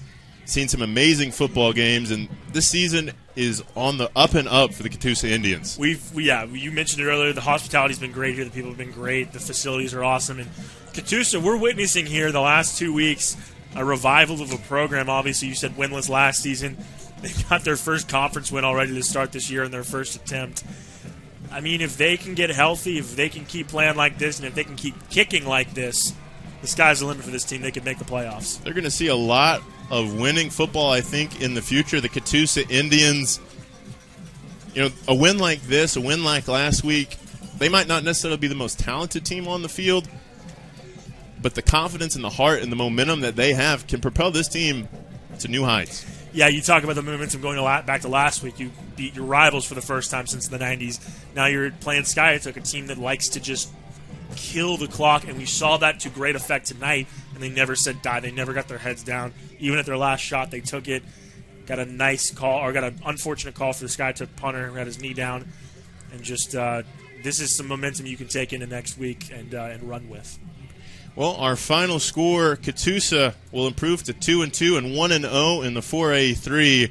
Skiatook will fall to 1-3 and 0-1 in conference play. We will step away momentarily and wrap everything up with the Todd's Coffee Roastery post-game show where we announce the player of the game, and, well, there's probably no guessing on who that one will be, but we'll return after this. Today's game is brought to you in part by T-Lake Apparel Company, specializing in sport uniforms and accessories, custom orders to fit your needs and budget. From youth leagues to professional sports, call T-Lake at 580-977-6452. And by Champion Custom Jewelry. Trust a company that can provide quality at a great look to fit your budget. Trust Champion Custom Jewelry. Contact them at 580-977-6452 or on Facebook at Champion Custom Jewelry. The College of Education at Northeastern State University prepares educators, mental health providers, and fitness or health professionals with undergraduate and graduate programs. Choose from degrees in elementary, secondary education, special education, health and human performance, psychology, and more. Be ready from day one at Northeastern State University. My name's Todd Harden, and I am Todd's Coffee. The reason I do this to begin with is because I really want people to experience coffee. What I'm doing and what other roasters are doing as well is, we're trying to figure out what the bean is trying to tell us. My goal and my customer really is there's probably 2 out of 10 people that could taste the difference in one of my better roasts versus an average roast. If I can make those people happy, I'm making everybody happy. And so that's kind of my philosophy when it comes to roasting. You can just go to toddscoffee.com. You can get it whole bean, or I'll grind it for you. Either way, there'll be a drop down in there that you can order it that way. So order some coffee. Well, welcome back here to Catoosa, Oklahoma, where the home team victorious for the second straight week in a row in dramatic fashion. Catoosa football is back, I'd have to say, after an impressive come-from-behind win this week and an equally impressive come-from-behind last week. We mentioned it, I teased it. I mean, obviously, Cannon, player of the game has to be Footy Yang. Footy Yang got one chance to score tonight. They took the PAT away from them, went for 2. It was an aggressive call. I liked it, didn't get it. Footy Yang game-winning field goal, second week in a row. He's 100% on field goals that I've seen him kick. The man is as cool as the other side of the pillow. Like I said at the end of the broadcast, he's almost automatic. He's one of the best kickers I've ever seen in high school, and he's got to be the player of the game tonight because he won it for Catoosa. Yeah, he definitely won it for Catoosa. Thinking about it, other notable people who really should be accredited here would be Falance for Skiatook, and really on the offensive side of the ball, you have to say Colin Treat for Catoosa came to play tonight. Down your starting quarterback, you lose your starting running back in this game. You come back, and that is the man for the Indians on the offensive side of the football and the defensive side of the football. He got another interception tonight. Yeah. I mean, you think about Colin Treat. They got him involved. They did a really good job this week prepping with the jet sweep or just throwing it straight to him, and he didn't disappoint. He had several good plays in open field. Obviously, he had that interception off the first throw that Skiatook attempted. He's a solid honorable mention for player of the game. Yeah, definitely. If you want to do like a 3 stars like they do in hockey, Footies are definitely our 3-star player tonight. It's been a great week one of action here in the 4A3 and probably across the state. Thrilling games like that. Some scores to update you on before we get out of here is most of these games are probably still in the fourth quarter. As we were talking about, this game took about 2 hours and 30 minutes or so to get through. I think one of the fastest football games I've ever been a part of. I don't know about you. Definitively the fastest I've ever been a part of. It was flying at light speed, and I guess that's a credit to just how much the ball was run in this football game. But first score to update you on Bristow up now 42-7 over Miami. Likely there that Bristow going to improve to 3-1 and 1-0 in conference play. That one really out of hand. Bristow is also a team to keep an eye on, I think, this season. I mean, Miami, just a rough opening to conference week or to conference play. Glad they got on the board and didn't get shut out, but Bristow, keep an eye on them as we get later into the season. Yeah, definitely. They'll improve to 1-0. They'll be, they're projected to be in the top half of this conference. This loss for Skiatook tonight really hurts their playoff chances as a team that was projected to finish 4th and lost to a team that's projected to finish 7th. That's not going the right direction to start out conference play when it's only going to get harder in front of you. It's only going to get harder. I mean, what we saw from this team tonight is if you can, they ran the ball effectively, and if you get that punt off, it's a different game. So Skiatook, there are things you can take away from this. As a head coach, you never like to take moral victories away, especially in a loss, but you can take things away and build on for next week. Well, importantly, another score to update you on, and this one will be very important to the Catoosa Indian fans. Grove Ridge Runners up now 52-28 over the Ooliga Mustangs. It looks like Grove going to improve to 4-0, and they're going to have a red-hot Catoosa Indian team coming to see them next week. That should be a very interesting matchup, just see how good Catoosa really is. It'll be a really fun game. Yeah, Catoosa is going to get a chance to really measure themselves. Granted, it's going to be, you throw an asterisk by it. Maybe this offense is a little banged up right now for Catoosa.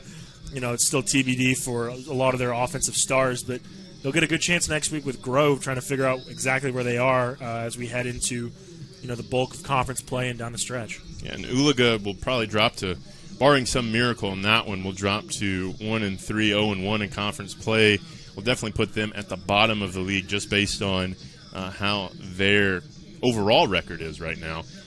Definitely a long road to hoe for that one. And then we'll get one more score for you here from the 4A3. Of course, the only other game in action last time we talked about it was Wagner and Cleveland. It was definitely one-sided the last time we talked about it. To update you there, I believe last score we had from there, 48-14 for Wagner. Looks like they're going to improve to 3-1 on the season, 1-0 in the conference. Yeah, and that's to be expected. Wagner's another favorite to win the whole thing. It's really theirs to lose, I would think. They're just such a solid program with a great culture around it, and when you can consistently year in and year out make runs for the championship, you're going to be, a perennial powerhouse, and that's what they've been. Yeah, it'll be interesting to see. And one last one to note, check in on the I Know the Longhorns, where we will be next week here on the Southern Sports Network when they take on when they take on the J Bulldogs. Check in on that score right here against Berry Hill. It'll be interesting to see. This team was undefeated and, a favorite potentially in the 3A in their conference. Definitely a tough conference. Verdigris, I know, is undefeated. The defending state champions in that conference, Holland Hall, who are right down the road in Tulsa, are also in that conference. So it's a lot of A-list talent in that conference. It'll be interesting to see what we see next week in Inola. But that'll do it for us here on the Southern Sports Network from Catoosa. We will be back in November when the Catoosa Indians will take on the Cleveland Tigers. For Cannon Poor and the rest of the SSN crew, our producer Adam Naratone, our director Chris Dodson, our camera operator Carson Smallwood, and our sideline camera operator Jackson McAfee. Thank you for watching. I'm Stephen Blackison. Have a safe and sound night. We will see you in Inola next week.